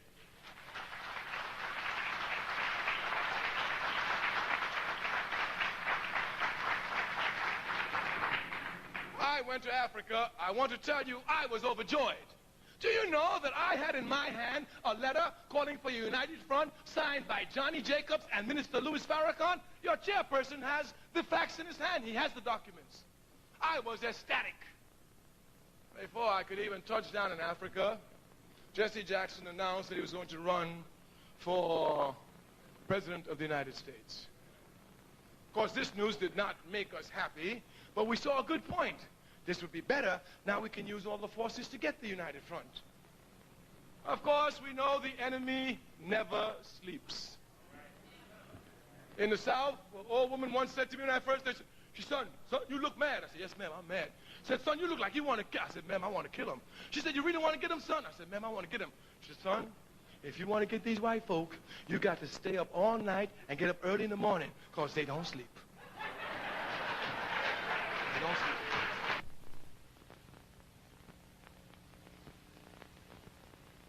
Many, and I will spend many more. Many more. Jesse Jackson announced this. I wrote to Minister Farrakhan quickly. He came to suggest certain ideas. Minister Farrakhan I've known for over 3 decades. I know the minister well. I know his thinking. I know his movements. That's my job. The minister had already made up his mind. But you know, Minister Farrakhan is a very polite man when he comes to deal with you in his diplomatic efforts. Oh, Brother Kwame. Yes, beloved minister. Said, oh, I have a little problem, and you know, I think that you are the most politically astute person among... You know he plays the violin. You know he plays the violin. Oh, he just built me up there. I said, where are you coming from? He said, Brother Jesse Jackson has a serious problem. I said, yes, because I tell you the truth. When Jesse announced that he was going to run, I just said, they're going to pop him. I said, well, if that's what he want to go for, that's him. Everybody decide what they want to go for. So I just figured they would get rid of him. It was only later, upon more profound analysis, that I see I made a mistake. I came to see quickly, oh no, the FBI and the CIA have to protect Jesse. Because if Jesse Jackson gets wasted for this vote thing, which King was pushing us to, no African going to vote in this country, it's over. I understood instinctively, quickly, I made a mistake. They're not going to kill him. Minister Farrakhan came to see me. He said, Jesse Jackson's a lot of problems. I said, yeah, it looked like he in it. He said, you know, somebody might kill him. I said, they certainly will. He said, well, you don't seem to be in no problem about it. I said, well, that's his choice, you know. They might kill you. They might kill me. You've decided they're going to kill you for Nation of Islam. I decided they're going to kill me for African Revolution. I don't see no problem with it. He decided they're going to kill him for president. That's his choice. That's his choice. It's his choice. In revolution, there is no sentiment at all. Anyway in life, you make sentiment, you make mistakes. I'm divorced twice, all of them because I made mistakes around sentiments. So you can't do that. You have to be clear. Clear. Well, at least in that, I can't make mistakes out there on sentiments. Maybe in the house I can do, but out there. Yes. Mr. Farrakhan said, well, we think he's in trouble and I want to help him. I said, well, that's your choice. He said, I'm going to send the Nation of Islam, the FOI, to protect him. What do you think about that? I said, that's your decision. Well, obviously, when I said that, he knew what I meant. He said, well, you don't seem like I said, well, that's your decision, Minister. That's what you wanted to do it. He said, well, what about you? If you were being attacked, would you want the FOI to protect you? I reminded the minister, Minister Louis Farrakhan, when I was nominated chairperson of the Student Nonviolent Coordinating Committee, the first public meeting I had with any leader was with the Honorable Elijah Muhammad. I was 26 years old. I can never forget that meeting. Throughout that entire meeting, I was just a young man. First of all, everybody's mind was blown. Because the first person we went with was the Honorable Elijah Muhammad. We went there for two reasons. Strengthen nationalism, strengthen the position against the war in Vietnam. Because the Nation of Islam had taken those positions long before others. The Honorable Elijah Muhammad went to jail in World War II. Went to jail. Others went to jail too. Byron Rustin went to jail as a pacifist. But when the Honorable Elijah Muhammad came, he told him, I ain't fighting the devil's army. That's all he said. He ain't said nothing else. I ain't fighting in the devil's army. So I know that if the Honorable Elijah Muhammad went to jail for not fighting in the devil's army, none of his followers was going to fight in the devil's army. I knew that. So that was our only position. We had a very beautiful meeting. Muhammad Ali was there that meeting. I mean, I'll never forget that day. I spent the entire day in the house of the Honorable Elijah Muhammad. At the end of the day, when we were leaving, the Honorable Elijah Muhammad sat down at the table. He said, son, young man, he said, the devil wants you. I said, yes, sir. He said, son, the devil want to kill you. I said, yes, sir. He said, son, the devil going to try and kill you. I said, yes, sir. He said, son, I'm worried about you. I said, oh, thank you, sir, but we're capable. He said, son, I'm going to give an order for the FOI to protect you anywhere you go. I said, thank you, sir. And I felt very humble. Thank you, sir. You know, but that's very kind of you, sir. But you know, sir, I move a lot. You have a lot to do. The FOI is busy. They have so much to do. And I went through all this whole spiel, you know. When I was finished, the Honorable Elijah Muhammad looked at me and said, son, I wasn't asking you. Anyone can tell you, anywhere I go, any FOI person is there, he must protect me. I reminded Minister Louis Farrakhan of that. Matter of fact, I just told him, I got one up on Jesse. The Honorable Elijah Muhammad gave the order for me. You giving it for Jesse.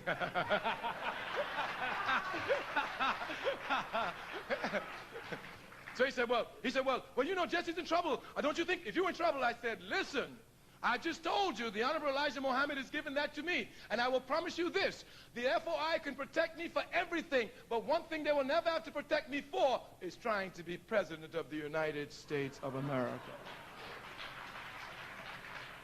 But you know, Minister Farrakhan is a minister, has some sentimentality, etc., etc., so he made the decision to send the FOI. I told him as we were leaving, I said, the decision you made is one for which I must congratulate you.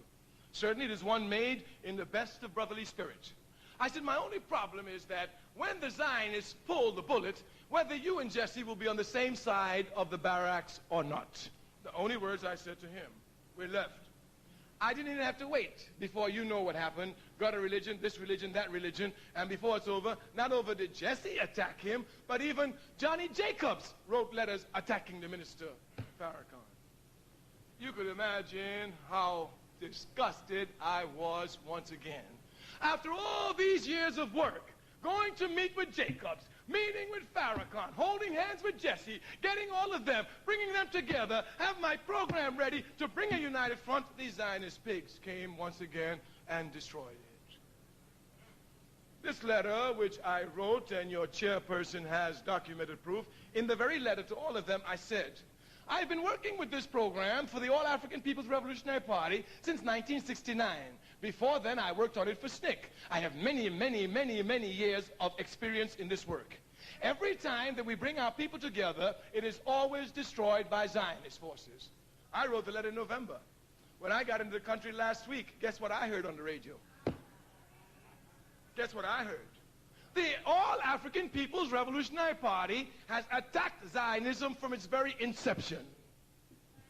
This itself follows for me, myself, politically from my work. As you know, the Student Nonviolent Coordinating Committee condemned them since 1967 in the war against Egypt, saying very simply, Egypt is Africa, you touch one square inch of Africa, we don't care who you are, we are against you, we are against Zionism. Simple as that. It was as simple as that. You notice that we say Zionism. We are very clear here. We tell the entire world we are anti-Zionist. We cannot be anti-Judaic, not us. We know Africa gave Judaism to the world. We know that. If you do not know it, go and read a book by Sigmund Freud. That's who I'm sending you to. Not to Dr. Ben. I'm sending you to Sigmund Freud. Moses and Monotheism, his last book. You'll read it.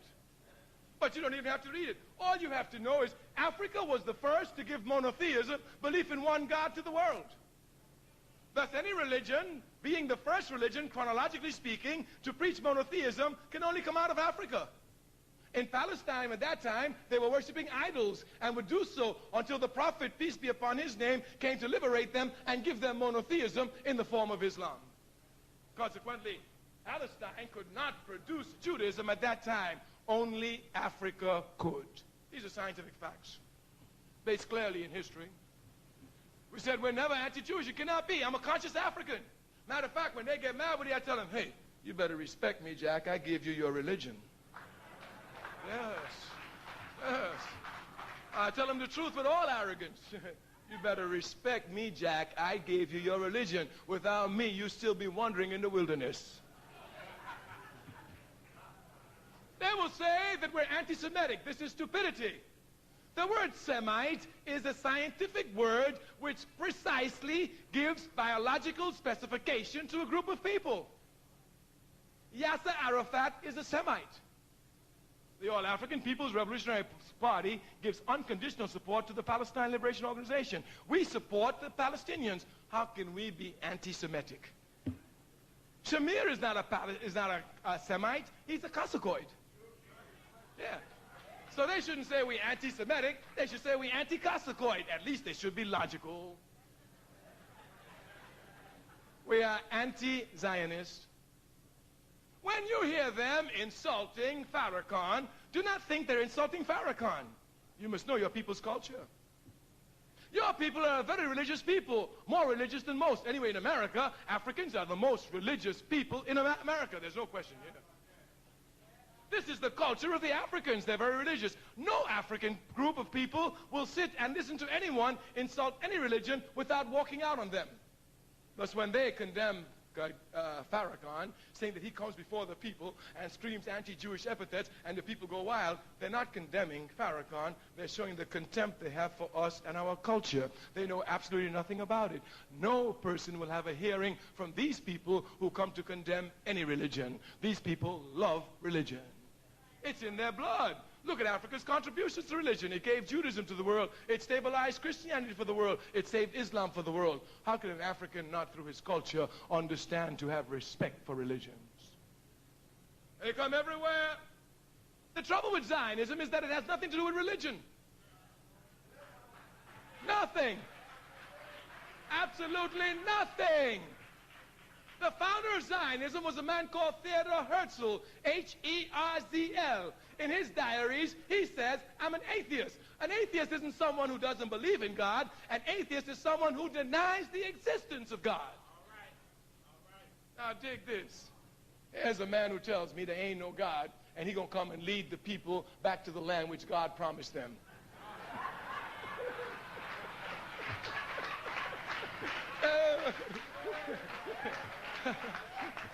If you don't know, you become confused, you know.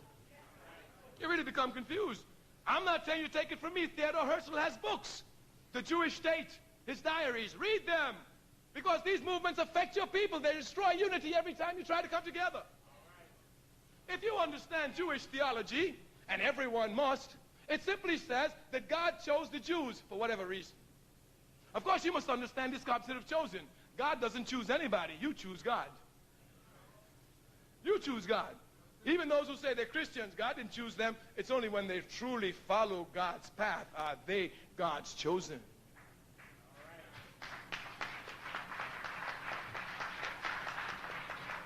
They say that God chose them and God promised to give them the land. We have no disagreement with that. But let me tell you something. My mother used to tell me from the time I'm small, God is no respecter of persons. And my mama told me that. So if God promised you something, you better wait until God decides to give it to you. In the South, the old folk used to say, God don't come when you call him. He come when you need him. So don't you worry, he come. Now, if God promised them the land, how are they going to come and play God and decide to take the land with American guns by shooting the Palestinians? This is nothing but the devil in disguise.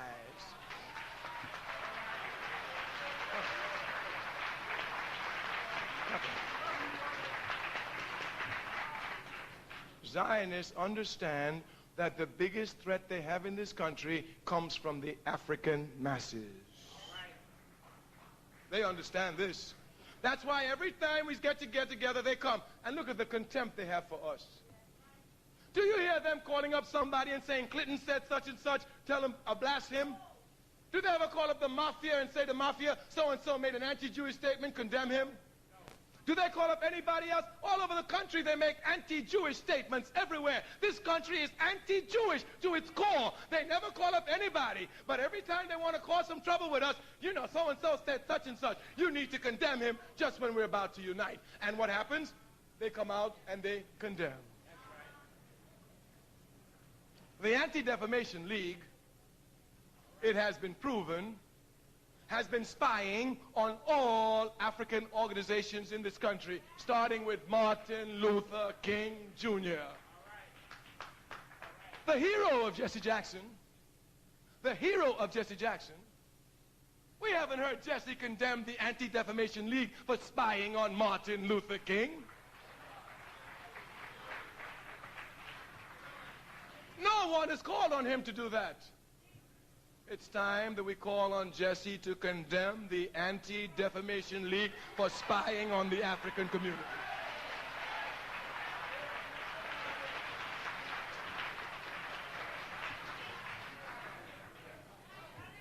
All we're asking for is equal time. We ain't asking for nothing else. The Anti-Defamation League ain't nothing but a bunch of spiers and liars. That's all they've ever been. They spy on lying everybody. And they've been caught red-handed spying. You must read these things because they affect your people.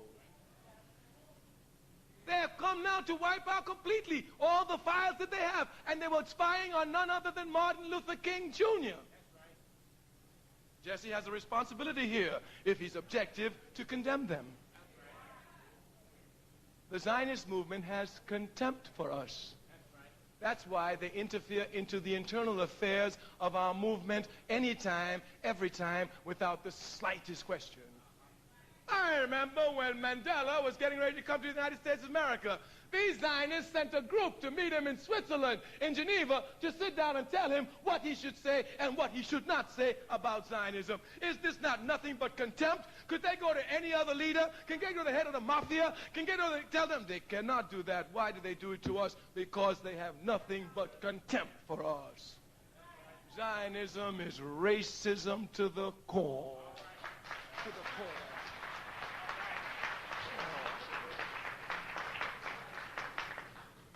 We are going to build an African united front in this country.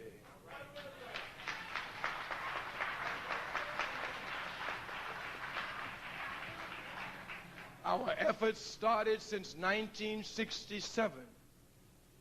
What it took us 2 weeks to do in 1967, in 1994 we do in 2 hours.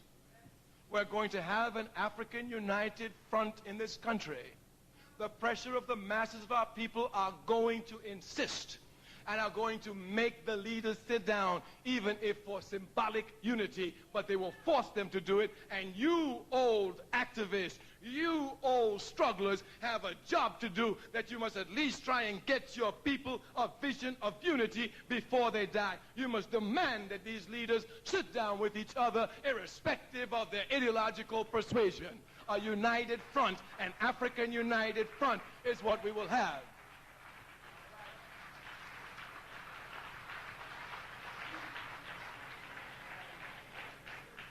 Anyway, for us of the All-African People's Revolutionary Party, we are not tired. We will never get tired. Anytime we thinks about getting tired, we thinks about our grandparents who worked from Kansi to Kansi and kept on going, and we gets all the energy we need. Oh. We want to conclude with 2 points. One is the point of violence. You must understand this point very carefully. Violence has 2 points: reactionary violence and revolutionary violence. Everyone knows that the Africans in this country are oppressed through violence. When the police shoot down a brother, when the police shoots a 68-year-old woman, when the police shoots a 7-year-old boy anywhere in this country, it is for one reason alone: to intimidate the population, to keep them in line. This is violence. America's a racist, capitalist country. Everybody knows that. I cannot, as an African, in good conscience, advocate to my people that any one of them put down any gun in a racist, capitalist state.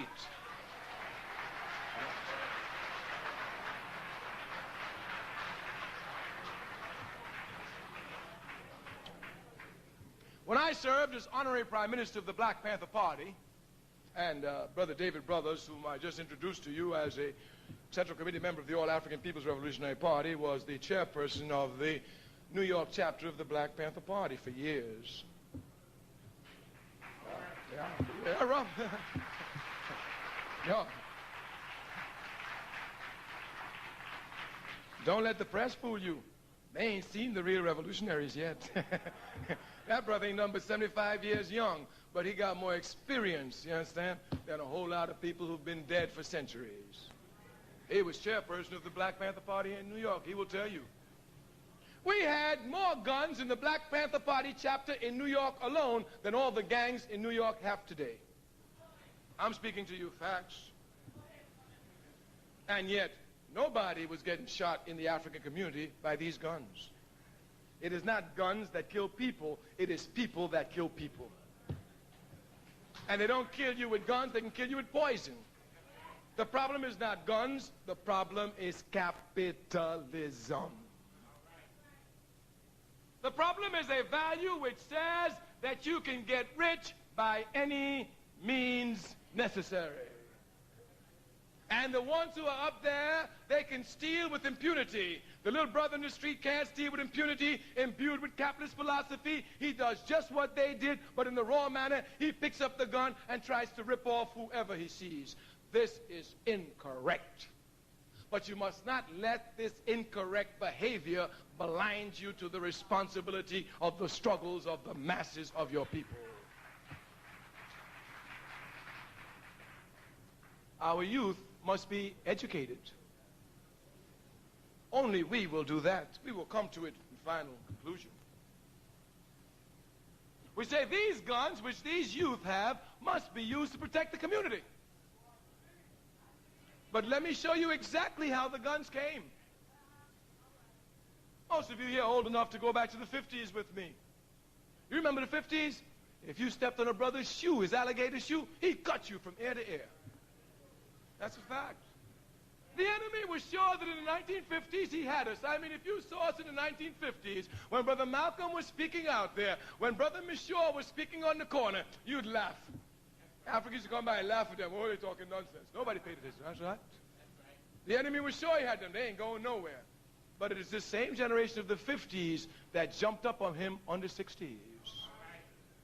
The Chinese say, if you make a mistake and you know it's a mistake and you don't correct the mistake, you've made your second mistake. The enemy is not like us. They are scientific. When they make a mistake, they correct it. We are the only ones who make mistakes and continue making them. Anyways, we revolutionaries, since mistakes are fatal, we are forced to correct them. We seek quickly to detect them. Because they can be fatal in our job. They are. The enemy was surprised. You mean that these Africans who were sleeping and dopehead and cutting each other in the 50s jump up in the 60s and did what they did? These Africans who were afraid of the police jumped up in the 60s and started shooting the police? We must put a stop to this. We say you can make no analysis of a people if you leave out the enemy. The enemy said, we must reduce these people to such a state that there will be so much internal chaos inside their community that once again they will beg the policemen to come back in. It's very simple. There's nothing complicated about the plan at all. As a matter of fact, if I were in their shoes, I would have to do the exact same thing. We say you must understand the enemy is a man and woman just like you. Any of you who think you cannot be Hitler, you understand nothing of human nature. You understand nothing of human nature. The enemy decided to pump in drugs, pump in drugs, pump in drugs, pumping guns, and cut down on revolutionary talk. Bring the culture, let the culture talk about shaking their butts and nothing else.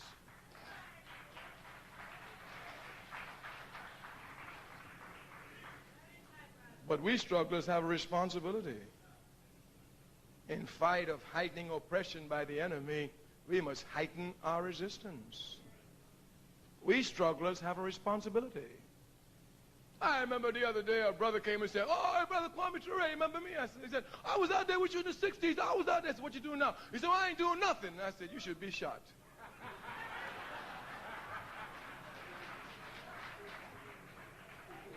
I speak the truth.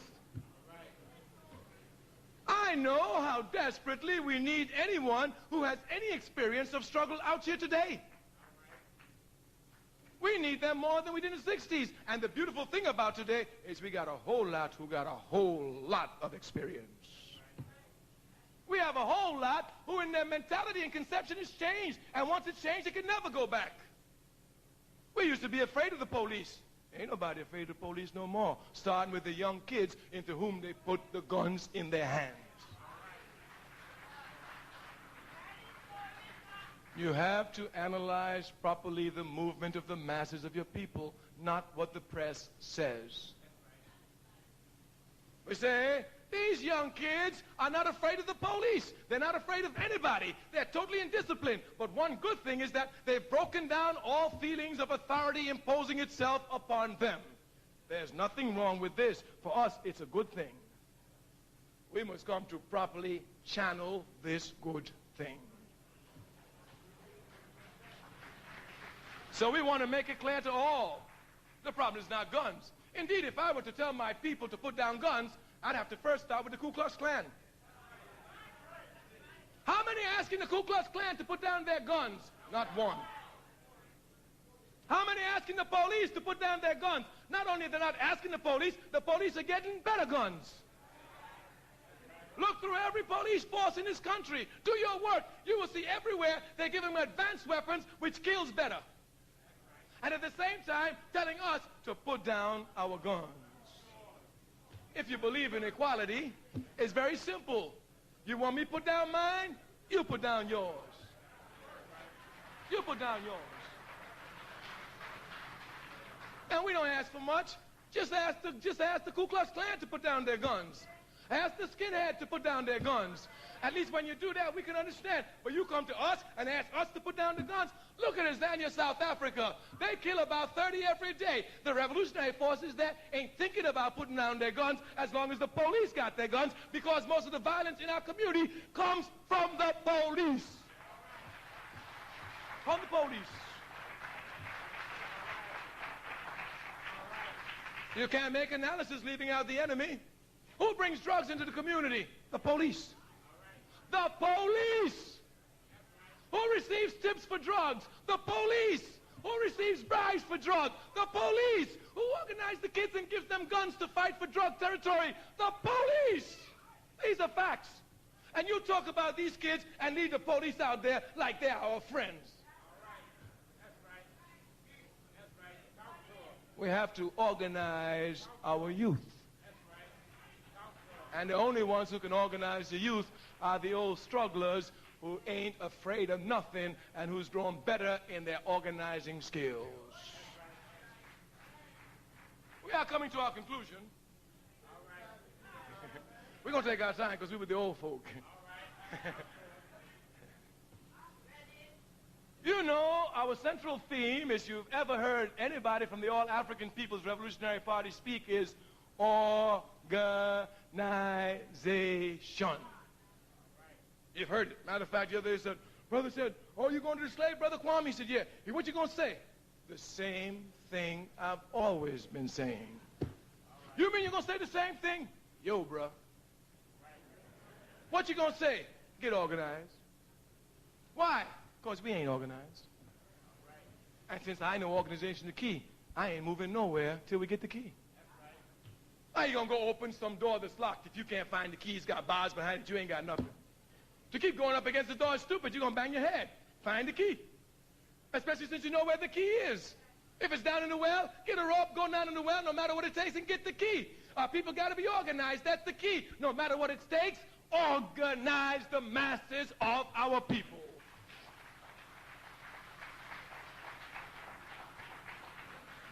When discussing the unity of our people, we must come to understand it properly. Brother the other day told me, what you doing, Brother Kwame? I said, still trying to unite our people. He laughed. Our people ain't united, ain't never going. I told him, shut up.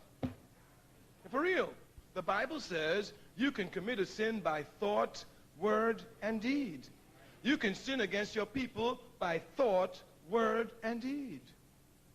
If you think your people will never be united, you've just sinned against your people. I once told a brother joking, but joking seriously, he said, oh, Africa will never unite. I said, I can kill you for that. Just joking. The enemy tells us every time Africa won't unite. Why do we need to say it?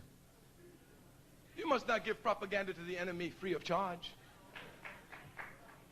Nobody tells us we can unite. Everybody tells us we can't unite. We come to us, and we're the first to tell us, you know we can't unite. You better go tell that crap to the enemy. Get out of my ranks.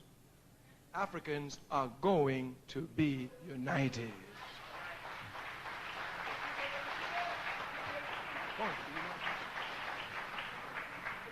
Brother told me we don't have any level of unity. I told him keep quiet. Look at your people. Your people have unity of action. We lack unity of thought. But we have serious unity of action. I mean, you can go and have a little meeting somewhere. Look at the Universal Negro Improvement Association. They have their meetings everywhere. 6, 7, 8 people come. But those who are faithful, understanding their responsibility, uphold their responsibility. That great son of Africa, Kwame Ture, says, the best traditions of any people can at any given moment be manifested by all of them, a majority of them, a minority of them, or one of them. If you are the one representing the people's struggle, represent it with uncompromising dignity.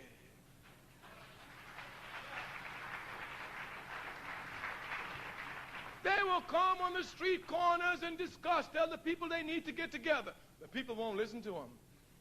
One racist incident occurs, and without even the slightest discussion, all the people come together and rise up against the enemy. Look at Los Angeles. Here you have clear unity of action. If I went to Los Angeles, The day before Rodney King was judged, and I said, look here, brothers and sisters, they're gonna let these pigs get away free. We got to organize. We need to get some guns. We need to get some Molotov cocktails. Oh, he's just talking. But the minute at 3 o'clock in the afternoon, when the decision went down, they didn't even listen to Malcolm, who said after dark for even Stephen. They went into the streets at 3 o'clock. And an entire people who were fighting each other, cutting each other, discussing with each other, came together in a unified force and took on the second largest city in the greatest imperialist power in the world and made them bring their army in to suppress them. We have unity of action. What we lack is unity of thought. We are revolutionaries. We said we do not run from difficulty, we run to difficulty. The most difficult task we have is bringing unity of thought among our people. Unity of action, without guided by unity of thought, leads one actually into a reactionary position. Our people have unity of action, but this unity of action is usually triggered by an enemy action. For example, it's only when they have an incident in Howard Beach that everybody jumps up. Like if Howard Beach all of a sudden changed, it's the same thing.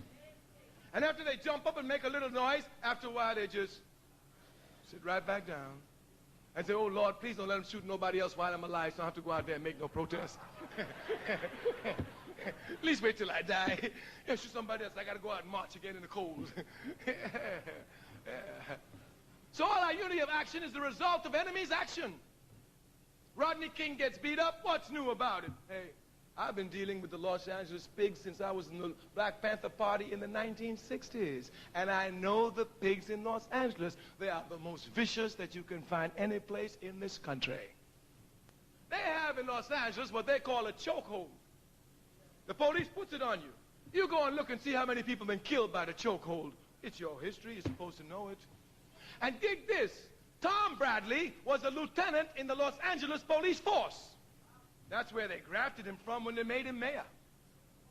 He knows about this chokehold, and I'm willing to bet you, if you will do a simple statistical study, you will find more Africans got killed in the chokehold when Tom Bradley was mayor than when Sam Yorty, a racist white man, was mayor. These are facts for all to see. The people in Los Angeles, these police, in first place, if you go out to Los Angeles, all the policemen look like they got to be over 6'2" and beefy and hunky and wearing these big boots like Gestapos and these helmets and all this big gun. When they stop you with all this stuff in it, they're supposed to tremble. And the Black Panther Party came to change all this. The police must bring the people back into being intimidated. They must do it. But this unity of action, which we have, can only come to stop the police at certain times for certain periods because it's spontaneous. A people will never win a war through spontaneous action. You can only win a war through planned action.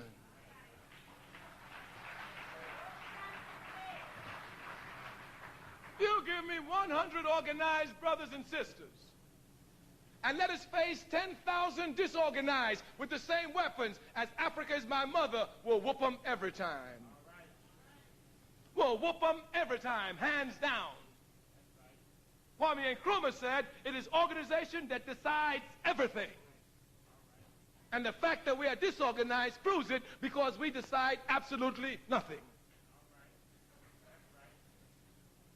In order to have unity of thought, we must have collective thinking.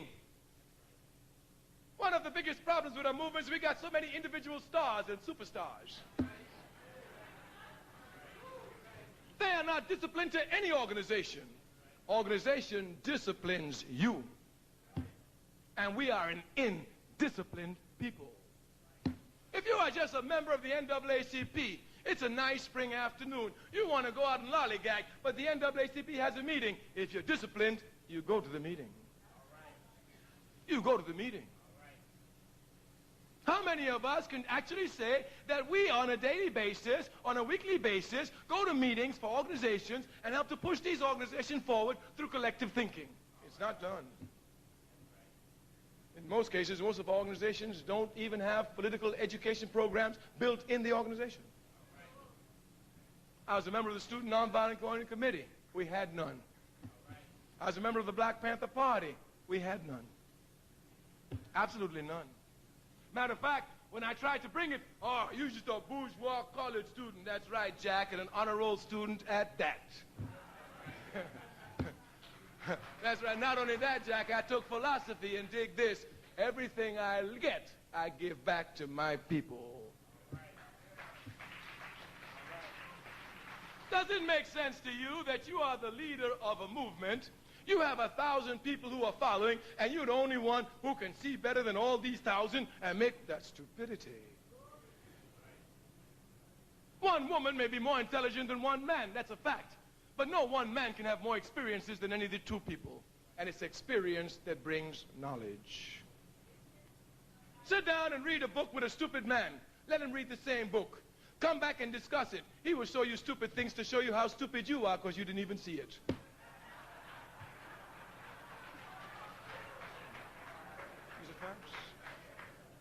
As a people, we have no collective reading, no collective study, no collective thinking. This is our greatest error as a people. This is our greatest shortcoming as a people. This is why we can't even discuss who we are. Because somebody think they're Black American, and that's what they think. And what I think is what I think. Like you think you can think. Half the time they ain't even thinking, reacting to stimuli and think they thinking.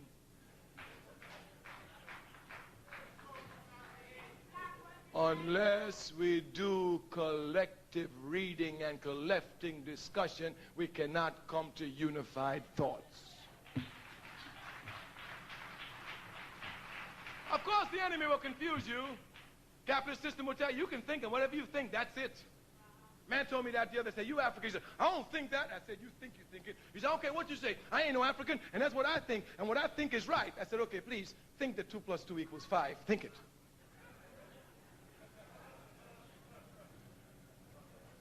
No man, no woman is born with the truth inside of them. Not one.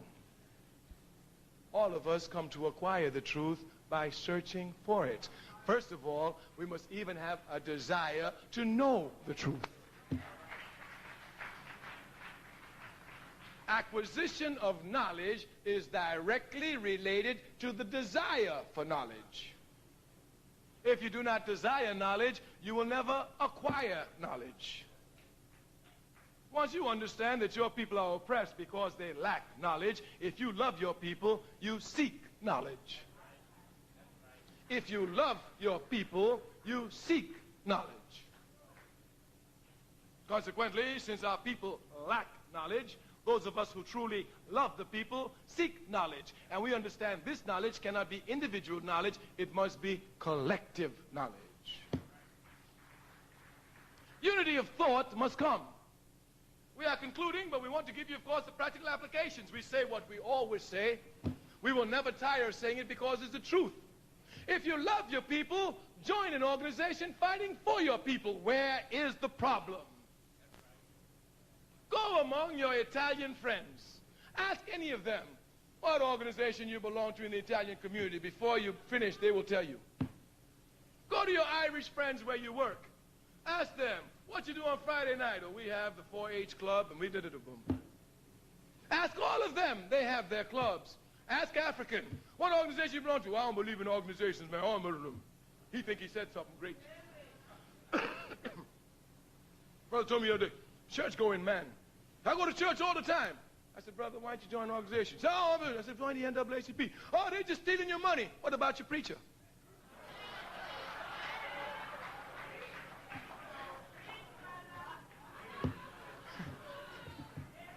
African group was collecting money to help in Africa. Man, I said, man, you give money? I said, yeah, I'm giving. He said, going to steal it. I said, it's my responsibility to give. It's my responsibility to give. They're going to steal it. It's my responsibility to give. He still didn't hear what I said. A thief will not make me irresponsible to my duty to my people, even if they're occupying the highest position among my people. It's my responsibility. It's my responsibility to do everything I can to help my people. And no one can stop me from doing that. And certainly not a dishonest African. Brother, join the organization. Oh, man, them organizations jive. They just jive. And you? You're the only serious one. You must join organizations. We will conclude by telling you that we want you to join the All-African People's Revolutionary Party. If you don't join it, you join the United African Movement. If you don't join that one, you join the Nation of Islam. If you don't join that, you join Republic of New Africa. If you don't join that, the New African People's Organization. If not one, Southern Christian Leadership Conference. I mean, we got so many. And I haven't even named half of them. I didn't even talk about the African People's Socialist Party. I mean, I didn't even name half of them. Each of us should know every organization that speaks for us. I know the NAACP, its leadership, its political line. I know the Nation of Islam, its political leadership, its political line. I know the APSP, its political leadership, its political line. I must know this. They are fighting for me. And I know I'll not be free until I wage a fight. So anybody who's fighting for me, I got to see what they're doing. I got to know exactly what they're doing. I know exactly what the United African Movement is doing. And I'm sitting in Africa. I know what they're doing. So we'll end by telling you that you must join an organization. But before we end, since we're with all these old strugglers, we know that you will not mind if we just ego trip just before we sit down. So we just no, we don't ego trip much, but with you we can ego trip. Let me tell you all now, I'm a bad brother. I'm a bad brother. Bad brother. I'm a bad brother. From the time I was 18, these pigs been shooting bullets at me, and I'm still catching them and chucking them back. Yeah. And when I was a young man, I was terrible. But now, I'm worse, child. Because when I was a young man, I thought we were going to win. Now I'm old, I know exactly how we're going to win. I'm bad as you get, Jack. They put me in prison and tortured me, and I spit at them. I'm bad, Jack. They shoot bullets at me, and I laugh. Bullets, you're not made for me. Go on, keep getting up. Yeah. But you know, as bad as I am, I have never been without an organization in my entire life. And I'm bad. I'm super bad. When I was a young man, I was in the Student Nonviolent Coordinating Committee. I was expelled from the Student Nonviolent Coordinating Committee, but before I was expelled, I was a member of the Black Panther Party.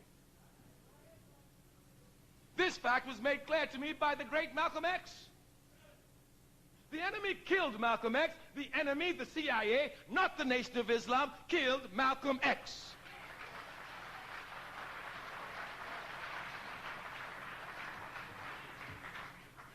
Hollywood does not write your history. If you think capitalism lies all the time, Hollywood, Jack, they invent. They invent lies. All the pictures about Malcolm always makes it end as if the Nation of Islam killed him. Malcolm X was no fool. Malcolm X was a man of great courage and integrity. I have heard him and King criticize themselves publicly with severe language. If you will listen to one of King's greatest speech, and certainly know I Have a Dream speech is not his greatest speech.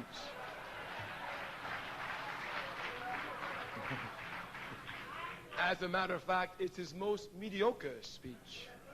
If you know King, but you know, most of them don't even know King. Yeah, I have a dream. What else did he say? I have a dream. I have a dream. I heard you.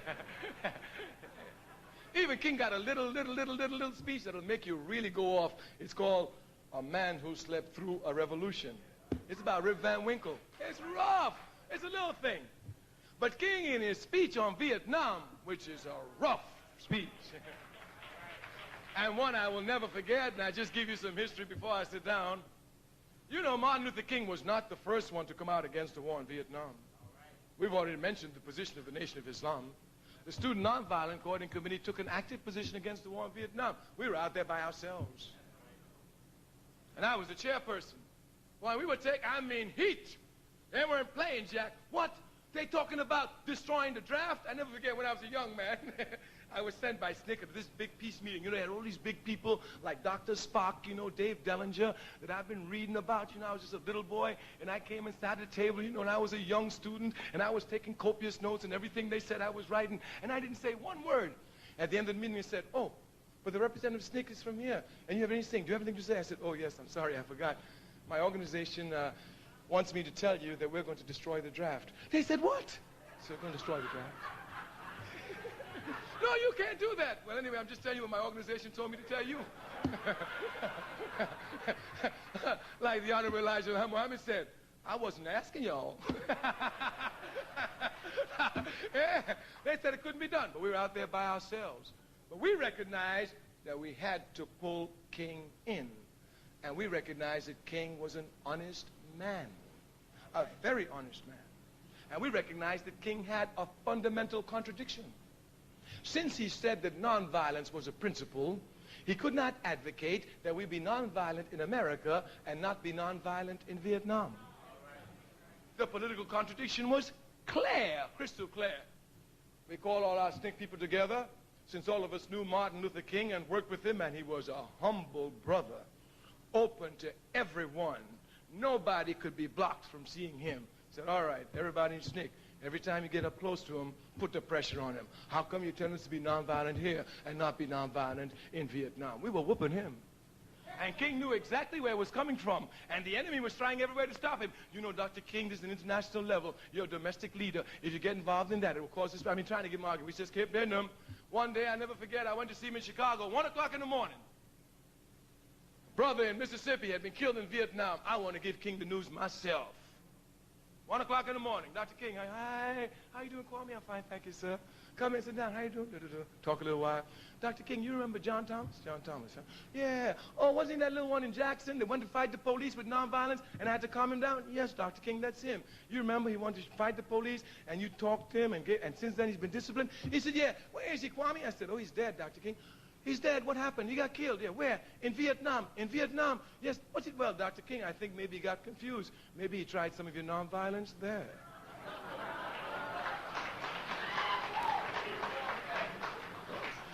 In revolution, there's no sentiment. He had to take the position, the correct position. We had to push him there, and we push him there with nonviolence love, but with firmness and with the truth. I'll never forget, one Saturday night, I was in Atlanta in the office. The phone rang. Oh, it's for you, Kwame Ture. Hello, I was ready for revolution. Oh, Dr. Martin Luther King. How are you, sir? Fine. Kwame, what you doing? Oh, Dr. King, I'm working here Saturday night. It's about 10 o'clock. What you going to do after? I said, well, after about 12 o'clock, you know, I'm going to go get down in the Pink Pussycat. Got a nice nightclub around there. I'm going to get down. What about tomorrow? Oh, Dr. King, I got a lot to do. He said, why don't you come to church tomorrow? I said, well, I'd love to come, but really, I got a lot of work to do.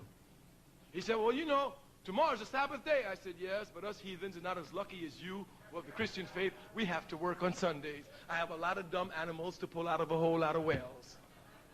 I said, well, I want you to come to church tomorrow. I'm preaching tomorrow. Well, you know, I'm a heathen, Dr. King, but I must tell the truth. Every time you preach, I must tap my foot. But unfortunately, I really can't make it tomorrow. He said, well, you must come tomorrow. But honestly, Dr. King, let me come next Sunday. No, you must come tomorrow because tomorrow I'm making my speech against the war in Vietnam. None of us spoke for about 20 seconds. I said, Dr. King, I shall be on the front row. Hung up the phone. And even there are press clippings of it. You look at the press clippings, and his first speech was not made at Riverside Church. Dr. King always decided his policies in his church on Auburn Street.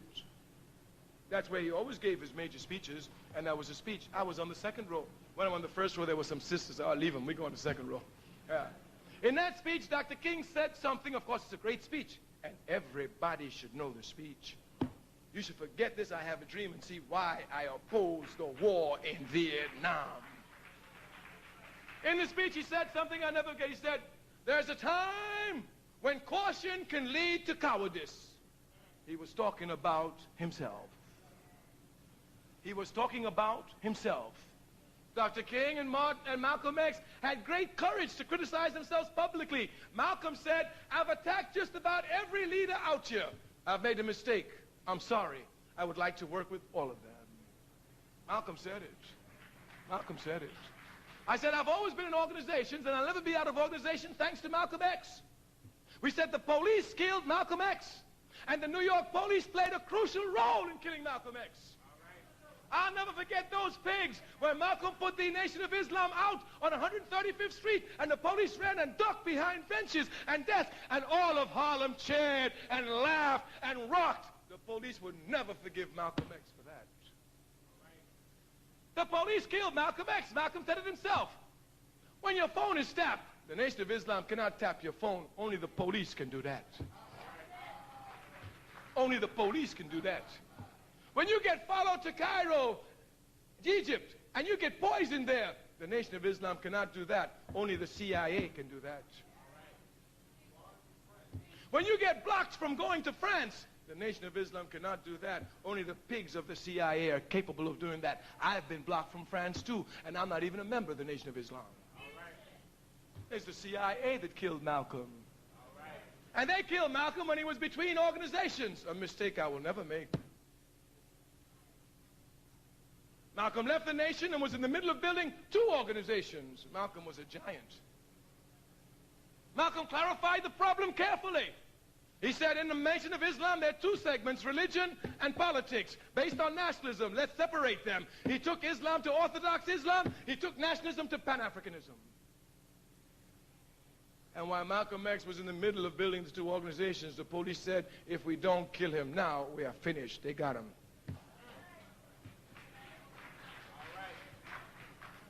When I saw that, I said, thank you, Malcolm X. I will never be without an organization in my life. Told a man the other day, I want you to join this organization. Oh, that's a bad organization. I told him, bad organization is better than no organization at all. You are old strugglers here. You must give the best example to the youth. The only example we can give to our youth today is an organized community. All of you know what I say is the truth. Once we're organized, who can bring drugs into our community? Once we're organized, who can shoot anybody? Once we're organized, who can carry on antisocial behavior in our community? The only reason this can occur is because we are disorganized and make no steps towards organization, only to putting band-aids on problems. You must be organized. It is only organization that will lead us to liberation. You have this responsibility. Educate your people. Push them to Africa. Educate your people. Let them know that we have a responsibility to educate our people. And only we can educate our people, and it can only be done through constant organization. And make one thing clear to everyone.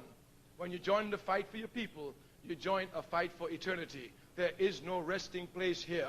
Like my father used to tell me, son, when I die, I will have enough time to sleep. While you're awake, work for your people without sleep. Thank you. Ready for the revolution.